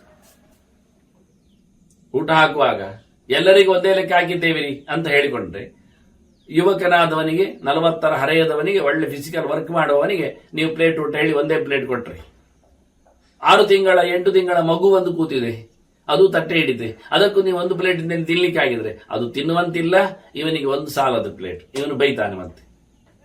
ಆದ್ರಿಂದ ಅವನ ಯೋಗ್ಯತೆಗೆ, ಅವನ ಶಾರೀರಿಕವಾದ ಯೋಗ್ಯತೆ, ಅವನ ವಾರ್ಷಿಕವಾದ ಯೋಗ್ಯತೆ, ವೃದ್ಧನಿಗೆ ಅಷ್ಟು ಬೇಡ ಆಗತ್ತೆ. ತರುಣಗಿಂತ ಕಮ್ಮಿ ತಿಂತಾನವನು, ಅವನು ವರ್ಷ ಜಾತಿ ಇರಬಹುದು. ನೀವು ಹೇಳಿದಾಗೆ 20 ವರ್ಷದವನಿಗೆ 1 ಪ್ಲೇಟು, 40 ವರ್ಷದವನಿಗೆ 2 ಪ್ಲೇಟು, ಹಾಗೆ ಲೆಕ್ಕಾಚಾರ 80 4 ಪ್ಲೇಟ್ ಅಂದ್ರೆ ಅವನು ತಿನ್ನುವುದಿಲ್ಲ. ಹಾಗೆ ಹೋಗುವುದಿಲ್ಲ. ಅದಾಗಿ ಯೋಗ್ಯತೆ ಅಂತ ಬೇರೆಯೇ, ವರ್ಷದ ಮೇಲೆ ಯೋಗ್ಯತೆ ಅಲ್ಲ, ಯೋಗ್ಯತೆಯನ್ನು ಅಳೆಯುವ ವಿಧಾನವೇ ಬೇರೆ, ಗುಣಮಟ್ಟದ್ದು. ಅದಕ್ಕೆ ಅನುಗುಣವಾಗಿ ಇರಬೇಕಾದ್ದು, ಅದು ನೋಡಿಕೊಳ್ಳಿಕ್ಕೆ ಉಂಟು. ಹಾಗಾಗಿ ಹೆಚ್ಚಿದ್ದದ್ದು ಭಾರಿ ಗೌಜಿ ಹೇಳಿಕೊಂಡು ಒಂದು ಹತ್ತಿ ರಾಶಿಯನ್ನು, ಒಂದು ಮೂಟೆ ಇದ್ದದ್ದನ್ನು ಇದು ಭಾರಿ ಬೆಲೆ ಬಾಳುವಂಥದ್ದು ಹೇಳಿ ಅದನ್ನು ತುಂಬಾ ಗೌಜಿಯಲ್ಲಿ ಮೆರವಣಿಗೆ ತರೋದು. ಮತ್ತಿತ್ತ ನೋಡಿದ್ರೆ ಒಂದು ಸಣ್ಣ ವಜ್ರ ತುಂಡುಂಟು, ಅದು ಎಷ್ಟು ಸಣ್ಣದು ಮಾರಿ, ಹತ್ತಿ ರಾಶಿ ನೋಡಿ ಎಷ್ಟು ದೊಡ್ಡದುಂಟು, ಅದು ದೊಡ್ಡದಕ್ಕೆ ಮರ್ಯಾದೆ, ಗೌರವ, ಮೆರವಣಿಗೆ ಎಂತ ಹತ್ತಿ ಬರ್ತಾ ಉಂಟು ಮೂಟೆ, ಇದು ಎಂತ ಹೇಳುದು ನಾವು ವಿಶೇಷವಾದಂತಹ ಮೆರವಣಿಗೆ ಉಂಟಲ್ಲ, ಎಲ್ಲಿಯೋ ದೇವಸ್ಥಾನಕ್ಕೋ ಮತ್ತೊಂದು ಕರ್ಮಾಂಗಕ್ಕೂ ಹೊರೆ ಕಾಣಿಕೆ ಅಂತ. ಇದು ಹೊರೆ ಕಾಣಿಕೆ ಭಾರಿ ದೊಡ್ಡದೊಂದು ಲಾರಿ ಪೂರ್ತಿ ಹತ್ತಿ ತಂದಿದ್ದಾರೆ. ಬತ್ತಿ ಮಾಡ್ಲಿಕ್ಕೆ ಆಗ್ತದೆ, ಆರತಿ ಮಾಡ್ಲಿಕ್ಕೆ ಆಗ್ತದೆ. ಅವ ಇನ್ನೇನು ತರಲಿಲ್ಲ, ಕಿಸೆಯಲ್ಲಿ ತಂದಿದ್ದಾರೆ ಒಬ್ಬ ದೇವರಿಗೆ ಹಾರ ಹಾಕ್ಲಿಕ್ಕೆ, ನವರತ್ನಗಳ ಚಿಂತನೆಯಲ್ಲಿ ಒಂದಿಷ್ಟು ಜೆಮ್ಸ್ ರತ್ನಗಳನ್ನು. ಅದು ಮೆರವಣಿಗೆಯಲ್ಲಿ ಕಾಣುವುದಿಲ್ಲ, ಹೇಳಲಿಕ್ಕಿಲ್ಲ, ಅದಕ್ಕೆ ಗೌಜಿಯಲ್ಲಿ ಹೇಗೆ ಇದು ಹತ್ತಿ ಮೂಟೆ ದೊಡ್ಡದು ತಂದಿದ್ದಾನೆ ಅಂತ ಕರ್ಮ. ಹತ್ತಿ ಮೂಟೆ ದೊಡ್ಡದಕ್ಕೆ ಏನಿಲ್ಲ, ಒಂದು 10,000 ರೂಪಾಯಿ ಒಳಗೆ ಮುಗಿದೋಗ್ತದೆ. ಇವನದ್ದು ಒಂದೊಂದು ವಜ್ರಕ್ಕೇನೆ 10,000-50,000 ರೂಪಾಯಿ ಆಗ್ತದೆ ನವರತ್ನಗಳಿಗೆ. ಆದ್ರಿಂದ ಹೀಗೆ ನೋಡಬೇಡಿ, ರಾಶಿಯಲ್ಲಿ, ವರ್ಷದಲ್ಲಿ, ಇನ್ನು ಯಾವುದೋ ಬಗೆಯಿಂದ ಹೇಳ್ಬೇಡಿ, ಗುಣಮಟ್ಟವನ್ನು ಯೋಚನೆ ಮಾಡಿಕೊಳ್ಳಿ ಅಂತ ಹೇಳಿ. ಅಲ್ಲ ಅದು ನಾವೇ ಅದಕ್ಕೆಲ್ಲ ಬೆಲೆ ಇಟ್ಟದ್ದು ಅಲ್ಲ, ಹಾಗಲ್ಲ. ಶಾಸ್ತ್ರವು ಬೆಲೆಯನ್ನು ಕಟ್ಟಿದೆ, ಪ್ರಕೃತಿಯು ಬೆಲೆಯನ್ನು ಕೊಟ್ಟಿದೆ. ಎಲ್ಲ ಕಲ್ಲಿನಂತೆ ವಜ್ರದ ಹರಳು ಸಿಗುವಂಥದ್ದು ಅಲ್ಲ. ಆದ್ರಿಂದ ಎಲ್ಲ ಕಲ್ಲಿಗಳ ಹತ್ತಿರದಲ್ಲಿ ಅದನ್ನು ಮೌಲ್ಯಮಾಪನ ಮಾಡುವಂತಿಲ್ಲ. ಎಲ್ಲ ಗುಂಡು ಕಲ್ಲುಗಳು ಪೂಜಾರ್ಹ ಆಗುವುದಿಲ್ಲ. ಅದು ಗಂಡಕಿಯಲ್ಲಿ ಸಿಗತಕ್ಕ ಸಾಳಗ್ರಾಮ ಶಿಲೆ ಮಾತ್ರವೇ. ಅಲ್ಲಿ ದೇವರು ತನ್ನ ನಿತ್ಯ ಸನ್ನಿಧಾನ ಹೇಳಿಕೊಂಡಿದ್ದಾನೆ. ದೇವರು ಸರ್ವತ್ರ ವ್ಯಾಪ್ತಿಯಾಗಿದ್ರು, ಅವನು ಎಲ್ಲ ಕಲ್ಲುಗಳಲ್ಲಿದ್ರು, ನಾವು ಅದನ್ನು ಉಪಯೋಗಿಸುವುದಿಲ್ಲ. ಆ ಎಲ್ಲ ಕಲ್ಲುಗಳು ಪ್ರೇತಶಿಲೆಯಾಗಿ ಬಂದಾವು, ಹೊರತುಪಡಿಸಿ ಸಾಳಗ್ರಾಮ ಶಿಲೆ ಬೇರೆ, ಇದರ ಎತ್ತರ ಗುಣಮಟ್ಟ ಚಿಂತನೆ ಬೇರೆ. ಇದು ತೀರ್ಥ. ಇದನ್ನೆಲ್ಲ ಹೇಳಲಿಕ್ಕೆ ಬಹಳಷ್ಟಿದೆ. ಇದನ್ನೆಲ್ಲ ಅವರು ತೋರಿಸಿಕೊಟ್ಟ ರೀತಿ ಬಹಳ ಅದ್ಭುತವಾಗಿದೆ. ಇವತ್ತಿನ ಲೋಕದಲ್ಲಿ ಸಮದರ್ಶನ, ಎಲ್ಲರಲ್ಲಿ ಹರಿಯುವ ನೆತ್ತರು ಒಂದೇ ಅಂತ ಹೇಳತ್ತಾ, ಎಲ್ಲರೂ ತಿನ್ನುವ ಊಟ ಒಂದೇ ಅಂತ ಹೇಳತ್ತಾ, ಅಲ್ಲ. ಅವರವರಲ್ಲಿ ಇರತಕ್ಕಂಥ ವಿಟಮಿನ್ಸ್ಗಳಾಗಲಿ ಅದೆಲ್ಲ ವ್ಯತ್ಯಾಸ ಇದೆ. ನೆತ್ತರಿನಲ್ಲಿ ಪರೀಕ್ಷೆ ಮಾಡಿದರೆ ಬೇಕಾದಷ್ಟು ವಿಭಾಗಗಳಿವೆ. ಒಬ್ಬರ ನೆತ್ತರಿನೊಬ್ಬರಿಗೆ ಆಗುವುದೂ ಇಲ್ಲ ಕೆಲವೊಮ್ಮೆ. ಹೀಗಾಗಿ ಎಲ್ಲವೂ ಒಂದೇ ಬಗ್ಗೆ ಇಲ್ಲ, ಪ್ರಕೃತಿಯಲ್ಲೇ ಸಮವಾದದ್ದು ಯಾವುದೂ ಇಲ್ಲ. ಆದ್ರಿಂದ ನಿನ್ನ ಕಣ್ಣಿನಲ್ಲಿ ಅವರ ಯೋಗ್ಯತೆಯಂತೆ ಮನ್ನಿಸುವ ವ್ಯವಸ್ಥೆ ಬೇಕು ಅಂತ ಬಹಳ ಚಂದವಾಗಿ ಅವರಲ್ಲಿರತಕ್ಕಂತಹ ಒಂದು ಲಕ್ಷಣವನ್ನು ಉಲ್ಲೇಖ ಮಾಡುತ್ತಾನೆ. ಅದರೊಟ್ಟಿಗೆ ಪ್ರತಿಯೊಬ್ಬರಲ್ಲಿ ಇರಬೇಕಾದಂತ ಅನೇಕ ಮೌಲ್ಯಗಳು, ಆನುಶಂಸ್ಯಂ, ಸತ್ಯವಾಕ್ಯಂ, ಅಹಿಂಸಾ, ತಪಃ, ಆರ್ಜವಂ, ಅದ್ರೋಹ, ಅನಭಿಮಾನಶ್ಚ, ಹ್ರೀಹಿ, ತಿತಿಕ್ಷಾ, ದಮಃ, ಶಮಃ, ಯಸ್ಮಿನ್ ನೇತಾನಿ ದೃಶ್ಯಂತೆ ಸ ಪುರೋಹಿತ ಉಚ್ಯತೆ. ಮತ್ತೊಮ್ಮೆ ಗಟ್ಟಿಯಾಗಿ ಕೇಳಬೇಕು ನೀವು, ಪುರೋಹಿತ ಯಾರು ಅಂತ ಕೇಳಿದ್ರೆ ಧರ್ಮರಾಜನ ಪ್ರಶ್ನೆ ಕೇಳಿ ಭೀಷ್ಮರ್ ಹೇಳಿದ್ದು, ಅವನು ಪುರೋಹಿತನು, ಸಹ ಪುರೋಹಿತ ಉಚ್ಯತೆ. ಯಾರು ಪುರೋಹಿತ ಅಂದ್ರೆ ಆನುಶಂಸ್ಯ, ಕಠೋರ ಇರಬಾರದು, ಉಗ್ರತೆ ಕಾಣಿಸಬಾರದು, ಮನುಷ್ಯನನ್ನು ಹಿಂಸೆ ಮಾಡುವಂತಹ ಮಾತು, ಅವನ ದರ್ಶನ, ಅವನ ಆಟಾಟೋಪಗಳು ಬರಬಾರದು. ತುಂಬಾ ಮೃದು, ಸಾಫ್ಟ್, ಬಹಳ ಒಳ್ಳೆಯವನಾಗಿರಬೇಕು ಅವನು. ಮನುಷ್ಯ ಮಾತ್ರ ಅವನನ್ನು ಪ್ರೀತಿಸುವಂತೆ ಅವನ ಹೃದಯವಂತಿಕೆ ಇರಬೇಕು. ಅವನು ದ್ವೇಷಿಸಬಾರದು, ದ್ವೇಷಿಸುವಂತೂ ಇರಬಾರದು. ಕೃಷ್ಣ ಹೇಳುವಾಗ ಹಿಂದೆ ಹೇಳಿದಾಗ ಅರ್ಜುನನಿಗೆ, ಭಯ ಪಡುವಂತೆ, ಭಯ ಕೊಡುವಂತೆ, ಬಾರದಿರುವಂತೆ ಅವನ ಬದುಕು. ಯಸ್ಮಾನ್ನೋ ದ್ವಿಜತೇಚಯ ಅಂತ, ಯಾರಿಗೂ ಹೆದರದವ, ಯಾರನ್ನು ಹೆದರಿಸದವ, ಅಂತಹ ಸೌಮ್ಯ ಸ್ವಭಾವದವನು. ಸತ್ಯವಾಕ್ಯ, ಮತ್ತೆ ಯಾವತ್ತು ಮಾತಿನಲ್ಲಿ ಒಳ್ಳೆಯ ಪ್ರಾಮಾಣಿಕವಾದ ಕತೆ, ಸತ್ಯವಾದಂತಹ ನುಡಿ, ಮತ್ತೆ ಯಾರಿಗೂ ಹಿಂಸೆ ಮಾಡಿರಬಾರದು, ಅನ್ಯಾಯ ಮಾಡಬಾರದು, ಮನಸಾರೆ ಆಗಲಿ ಮಾತಿನಲ್ಲಿ ಆಗಿ ಯಾವುದರಲ್ಲಿ ಆದರೂ. ಅದರೊಟ್ಟಿಗೆ ನಿರಂತರವಾದ ಚಿಂತನೆ, ತಪಸ್ಸು, ಅಹಿಂಸಾ, ತಪ, ಆರ್ಜವ, ಶಾಸ್ತ್ರೀಯವಾದಂತಹ ಅನುಕೂಲಕರವಾದಂತಹ ನಡೆ, ಅದಕ್ಕೆ ಅನುಗುಣವಾದ ಶಾರೀರಿಕವಾದಂತಹ ಕೆಲವು ವ್ರತ ನಿಯಮಗಳ ಅನುಷ್ಠಾನಗಳ ವ್ಯವಸ್ಥೆ, ಅದರೊಟ್ಟಿಗೆ ನಿರಂತರವಾದ ಶಾಸ್ತ್ರದ ಅಧ್ಯಯನ, ಅದ್ರೋಹ, ಯಾರ ಮೇಲೆಯೂ ಯಾವುದರ ಮೇಲೆಯೂ ದ್ರೋಹ ಬಗೆಯದೇ ಇರುವುದು, ವಿರೋಧ ಮಾಡದೇ ಇರುವುದು, ಅದನ್ನು ಬಗ್ಗು ಬಡಿಬೇಕೆನ್ನತಕ್ಕಂತಹ ದ್ವೇಷ ಸಾಧನೆ ಮಾಡದೇ ಇರುವುದು, ಅನಭಿಮಾನಶ್ಚ, ಮತ್ತೆ ಅಹಂಕಾರ, ದುರಹಂಕಾರ, ಅಭಿಮಾನ ಭಯಂಕರ ತಲೆಯಲ್ಲಿ, ಈಗೋ ಸ್ಟೈಲ್ ಅದೆಲ್ಲ ಇರಬಾರ್ದು ಅಂತ. ಬಹಳ ಬಹಳ ಕಲೀಲಿಕ್ಕೆ ಚಿಂತನೆ ಮಾಡಲಿಕ್ಕೆ ಇದೆ. ತುಂಬಾ ವ್ಯವಸ್ಥೆ ಇದೆ ಪ್ರಪಂಚ. ಅದರಿಂದ ನಾವು ಬಹಳಷ್ಟು ದೊಡ್ಡ ಬಿಂಕದಲ್ಲಿ ನಡೆದೇನು ಪ್ರಯೋಜನ ಇಲ್ಲ. ಮತ್ತೆ ಹ್ರೀಹಿ ನಾಚಿಕೆ ಪಡಬೇಕು, ತಪ್ಪು ಮಾಡಲಿಕ್ಕೆ, ಅಧರ್ಮ ಮಾಡಲಿಕ್ಕೆ, ತನ್ನಿಂದ ಆಗತಕ್ಕ ಅಪಚಾರವನ್ನು ತಪ್ಪಿಸಿಕೊಳ್ಳಲಿಕ್ಕೆ ಅವನು ಇಷ್ಟಪಡಬೇಕು. ಹೋಗ್ಲಿ ಇಷ್ಟ ಹಾಗೆ ಅದೆಲ್ಲ ಇಲ್ಲ. ತಪ್ಪು ಮಾಡಬಾರದು. ತಿತಿಕ್ಷಾ, ಸೈರಣೆ, ಸಹನೆ ಬೇಕು. ತಾನು ತಿತಿಕ್ಷಸ್ವ ಭಾರತ ಅಂತಾನೆ. ಅದರೊಟ್ಟಿಗೆ ದಮಃ, ಇಂದ್ರಿಯಗಳ ನಿಗ್ರಹ, ಶಮಃ, ಭಗವಂತನ ಮೇಲಿನ ಅತ್ಯಂತ ಪ್ರೀತಿ, ವಿಶ್ವಾಸ, ಭಕ್ತಿ, ನಿಷ್ಠೆ, ಇದಿಷ್ಟಿರಬೇಕು ಅಂತಾನೆ. ಅನುಶಂಸ್ಯಂ, ಸತ್ಯವಾಕ್ಯಂ, ಅಹಿಂಸಾ, ತಪಃ, ಆರ್ಜವಂ, ಅದ್ರೋಹ, ಅನಭಿಮಾನಶ್ಚ ಹ್ರೀಹಿ, ತಿತಿಕ್ಷಾ, ದಮಃ, ಶಮಃ ಯಸ್ಮಿನ್ನೇತಾನೆ ದೃಶ್ಯಂತೆ. ಇದು ಕಾಣುವಂತಿರಬೇಕು. ಮತ್ತೆ ಅಂತವನನ್ನು ಪುರೋಹಿತ ಅಂತ ಕರೀತಾರೆ ಅಂತ ಒಂದು ಮಾತಲ್ಲಿ ಹೇಳಿ ಮಾತು ಮುಂದುವರಿಸ್ತಾನೆ ಭೀಷ್ಮ. ಹ್ರೀಮಾನ್ ಸತ್ಯಧೃತಿ ದಾಂತಃ ಭೂತಾನಾಂ ಅವಿಹಂಸಕ ಅಕಾಮದ್ವೇಷ ಸಂಯುಕ್ತ ತ್ರಿಭಿ ಶುಕ್ಲೈ ಸಮನ್ವಿತ. ಹಿಂದೆ ಹೇಳಿದ ಕೆಲವು ಮಾತುಗಳ ಜೊತೆಯಲ್ಲಿ ಮಗದೊಮ್ಮೆ ಹ್ರೀಮಾನ್ ಅಂದ. ನಾಚಿಕೆಯ ಬಗ್ಗೆ, ಅಧರ್ಮವನ್ನು, ತಪ್ಪು ಮಾಡುವುದನ್ನು ನಿರ್ಭಯವಾಗಿ ಮಾಡುವುದಲ್ಲ, ಕೇಳಿಕೊಂಡು ಸರಿ ಮಾಡಬೇಕು, ತಪ್ಪನ್ನು ಒಪ್ಪಿಕೊಳ್ಳಬೇಕು. ನನಗೆ ಹಾಗೆ ಹೇಳಿಕೊಟ್ಟಿದ್ದಾರೆ ಅಂತಲ್ಲ, ನನಗೆ ಎಷ್ಟೋ ಬಾರಿ ಹೇಳಿದ್ದುಂಟು. ಉರ್ದು ಮುಂಡ್ರೆ ಹಾಕ್ತಾರೆ, ಗೋಪಿಚಂದನದಲ್ಲೇ ಹಾಕ್ತಾರೆ. ಆದ್ರೆ ಅದರ ಪ್ರಮಾಣ ಹೀಗಿದೆ, ಅಳತೆ ಕಮ್ಮಿ. ಅದರಲ್ಲಿ 3 ಪ್ರಕಾರ ಇದೆ, ಉತ್ತಮ, ಅಧಮ, ಮಧ್ಯಮ ಅಂತ. ನೀವು ಯಾವ ಮಾನದಲ್ಲಿಯೂ ಹಾಕ್ತಾ ಇಲ್ಲಲ್ಲ. ಖಾಲಿ ಒಂದು ಅರ್ಧ ಇಂಚು, 1 ಸೆಂಟಿಮೀಟರ್ ಎಲ್ಲ ಹಾಕ್ತಾ ಇದ್ದೀರಲ್ಲ. ಇದಕ್ಕೊಂದು ಕ್ರಮ ಉಂಟಲ್ಲ, ಹಾಕಿಕೊಳ್ಳಿ. ಗೋಪಿ ಕೊಡುವ ಅಂದ್ರೆ ಅದು ನಮ್ಮ ಅಜ್ಜ ಹಾಗೆ ಹಾಕ್ತಾ ಇದ್ದದ್ದು, ಅದ್ರ ಆಚೆ ಹಾಕ್ಲಿಕ್ಕೆ ಇಲ್ಲ. ನಾವು ಇಷ್ಟರ ಮಟ್ಟಿಗೆ ಇಷ್ಟು ಬೋರನು ಮಾತಾಡ್ತಾನೆ. ಹಾಗೆ ಅವನಿಗೆ ಅಷ್ಟು ಫೀಡಿಂಗ್ ಆಗಿಬಿಟ್ಟಿದೆ. ಆದ್ರಿಂದ ನಾವು ತಪ್ಪು ಮಾಡೋದು, ಅದನ್ನು ಎಲ್ಲರೆದುರು ಹಾಕೊಂಡು ಹೋಗುವಾಗ ಅದು ಅಳತೆ ತಪ್ಪಿದೆ, ಅದು ಸರಿ ಇಲ್ಲ, ನಾನು ತಿಳ್ಕೊಂಡದ್ದಿಲ್ಲ, ಹೇಳಿದ್ ಕೇಳಬೇಕೆನ್ನುವ ಎಚ್ಚರ ಇಲ್ಲದಿದ್ರೆ ಎಷ್ಟು ಅವನು ದುರಹಂಕಾರಿ ಆಗ್ತಾನೆ, ಎಷ್ಟು ನಿರ್ಭೀತನಾಗಿ ಪ್ರವೃತ್ತಿ ಮಾಡ್ತಾನೆ ತಪ್ಪನ್ನು. ಅದನ್ನು ತಪ್ಪು ಮಾಡೋದ್ರಲ್ಲಿ ನಾಚಿಕೆ ಇದ್ರೆ ಮಾಡುವುದು ಅದನ್ನು ನಿಲ್ಲಿಸ್ತಾನೆ. ಮತ್ತೆ ಸತ್ಯವನ್ನು ಒಪ್ಪಿಕೊಳ್ಳುವ ಧೈರ್ಯ, ಅದನ್ನು ಉಪಯೋಗಿಸಿಕೊಳ್ಳತಕ್ಕಂಥ ಎಚ್ಚರ ಬೇಕು ಅವನಲ್ಲಿ. ನಿಗ್ರಹ ಇರಬೇಕು ಇಂದ್ರಿಯದ್ದು. ಪ್ರಾಣಿ ಮಾತ್ರಗಳಿಗೆ ಉಪಟಳ ಮಾಡಬಾರದು. ಕೆಲವೆಲ್ಲ ಸಮಿತಿಗಳು ಅಥವಾ ಪದಾರ್ಥಗಳು ಎಲ್ಲ ಕೆಲವೊಮ್ಮೆ ಹುಳೊಪ್ಪಟೆಗಳಿಂದ ತುಂಬಿರ್ತವೆ, ಅದು ಬಂದು ಸೇರ್ತಾವೆ. ಇಲ್ಲಿ ಹೇಳಿ ಬೆಂಕಿಗೆ ಹಾಕುವುದಲ್ಲ, ಕುಂಡಕ್ಕೆ ಹಾಕುವುದಲ್ಲ, ಅದನ್ನು ಓಡಿಸಿ ತೆಗೆದು ಅದನ್ನು ಹೋಗ್ಲಿಕ್ಕೆ ಬಿಟ್ಟು ರಾತ್ರಿ ಬೆಳಗಾದಾಗ ಬಂದು ಸೇರಿ ಕೂತ್ಕೊಳ್ತಾವೆ. ಅದರ ವಾಸನೆಗೂ ಅಥವಾ ಇನ್ಯಾವುದಕ್ಕೂ ತಮ್ಮ ರಕ್ಷಣೆಗೂ. ಅದನ್ನು ಚೆನ್ನಾಗಿ ಬಿಡಿಸಿ ನೋಡಿ, ಇಲ್ಲ ಅಂತ ಆದದ್ದನ್ನು ಮಾತ್ರ. ಯಾವ ಪ್ರಾಣಿಯನ್ನು, ಇರುವೇ ಆಗಲಿ, ಸಮಿತಿಗಳು ರಾಶಿ ಹಾಕಿದ್ದಲ್ಲಿ ತಣ್ಣನೆ ಕೂತ್ಕೊಳ್ಳಿಕ್ಕೆ ರಾಶಿ ಇರುವೆಗಳು ಬಂದಿರ್ತವೆ. ಅವುಗಳನ್ನು ಓಡಿಸುವುದು, ಅವುಗಳನ್ನು ಸಾಯಿಸುವುದು, ಇನ್ನೇನೋ ಸ್ಪ್ರೇ ಮಾಡುವುದು ಅದಲ್ಲದೆ ಅವುಗಳನ್ನು ದೂರ ಇರುವಂತೆ ಮಾಡಲಿಕ್ಕೆ ಬೇಕಾದ ವ್ಯವಸ್ಥೆ ಮಾಡಿಕೊಂಡು, ಸಾಮಾನ್ಯವಾಗಿ ಮಂತ್ರಾಕ್ಷತೆ ಮಾಡುವಾಗ ಅದಕ್ಕೆ ತುಪ್ಪ ಸೇರಿಸ್ತಾರೆ, ಪಸೆ ಹಾಕ್ತಾರೆ, ಚಂದ ಕಾಣಲಿಕ್ಕೂ ಗಟ್ಟಿ ಆಗಲಿಕ್ಕೂ. ಅಂದರೆ ಬಣ್ಣ.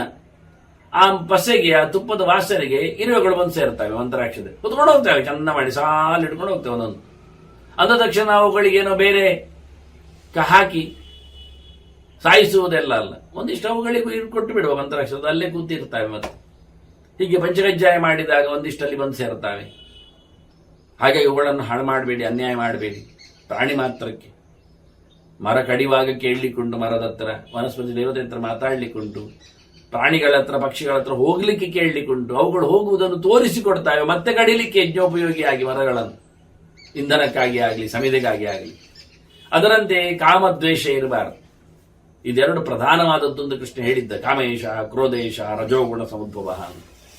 ಆದರೆ ಯಾವುದು ಅತಿರೇಕವಾದ ಯಾವುದರ ಮೇಲೆ ಪ್ರೀತಿ, ಯಾವುದು ಅತಿರೇಕವಾದ ಸಿಕ್ಕದೇ ಇದ್ದಾಗ, ಪ್ರೀತಿಯ ಮುಖ ಭಂಗಾದಾಗ ಒಂದಿಷ್ಟು ದ್ವೇಷ, ಇದೆಲ್ಲ ಯಾವ ವರ್ಗಕ್ಕೂ ಮಾಡುವ ಕರ್ಮಾಂಗದ ಮೇಲೂ ಪ್ರೀತಿ, ಬಹಳ ವಿಚಿತ್ರವಾದಂತಹ ದ್ವೇಷ, ಅದನ್ನು ನಡೆಸಿಕೊಡತಕ್ಕಂಥ ಯಜಮಾನ ವರ್ಗಕ್ಕೆ ಅಥವಾ ಅದನ್ನು ಉಪಯೋಗ ಪಡೆಯತಕ್ಕಂಥ ಪ್ರಜಾವರ್ಗದ ಮೇಲೆ ಇದ್ಯಾವುದೂ ಇಲ್ಲದೆ ಭಗವದ್ ಎಚ್ಚರದಿಂದ ಭಗವತ್ ಪ್ರೀತಿಯಾಗಿ ಮಾಡತಕ್ಕ ಕರ್ಮ ಅಂತ ಹೇಳಿಕೊಂಡು ಬಹಳ ಚೆನ್ನಾಗಿ ಲೋಕವನ್ನು ಹೆಚ್ಚು ಹಚ್ಚಿಕೊಳ್ಳದೆ, ದುಡ್ಡನ್ನು ಹೆಚ್ಚು ನೋಡಿಕೊಳ್ಳದೆ, ಪ್ರತಿಫಲವನ್ನು ಅಪೇಕ್ಷಿಸಿ ಮಾಡಿಕೊಳ್ಳದೆ ಬರ್ತದೆ.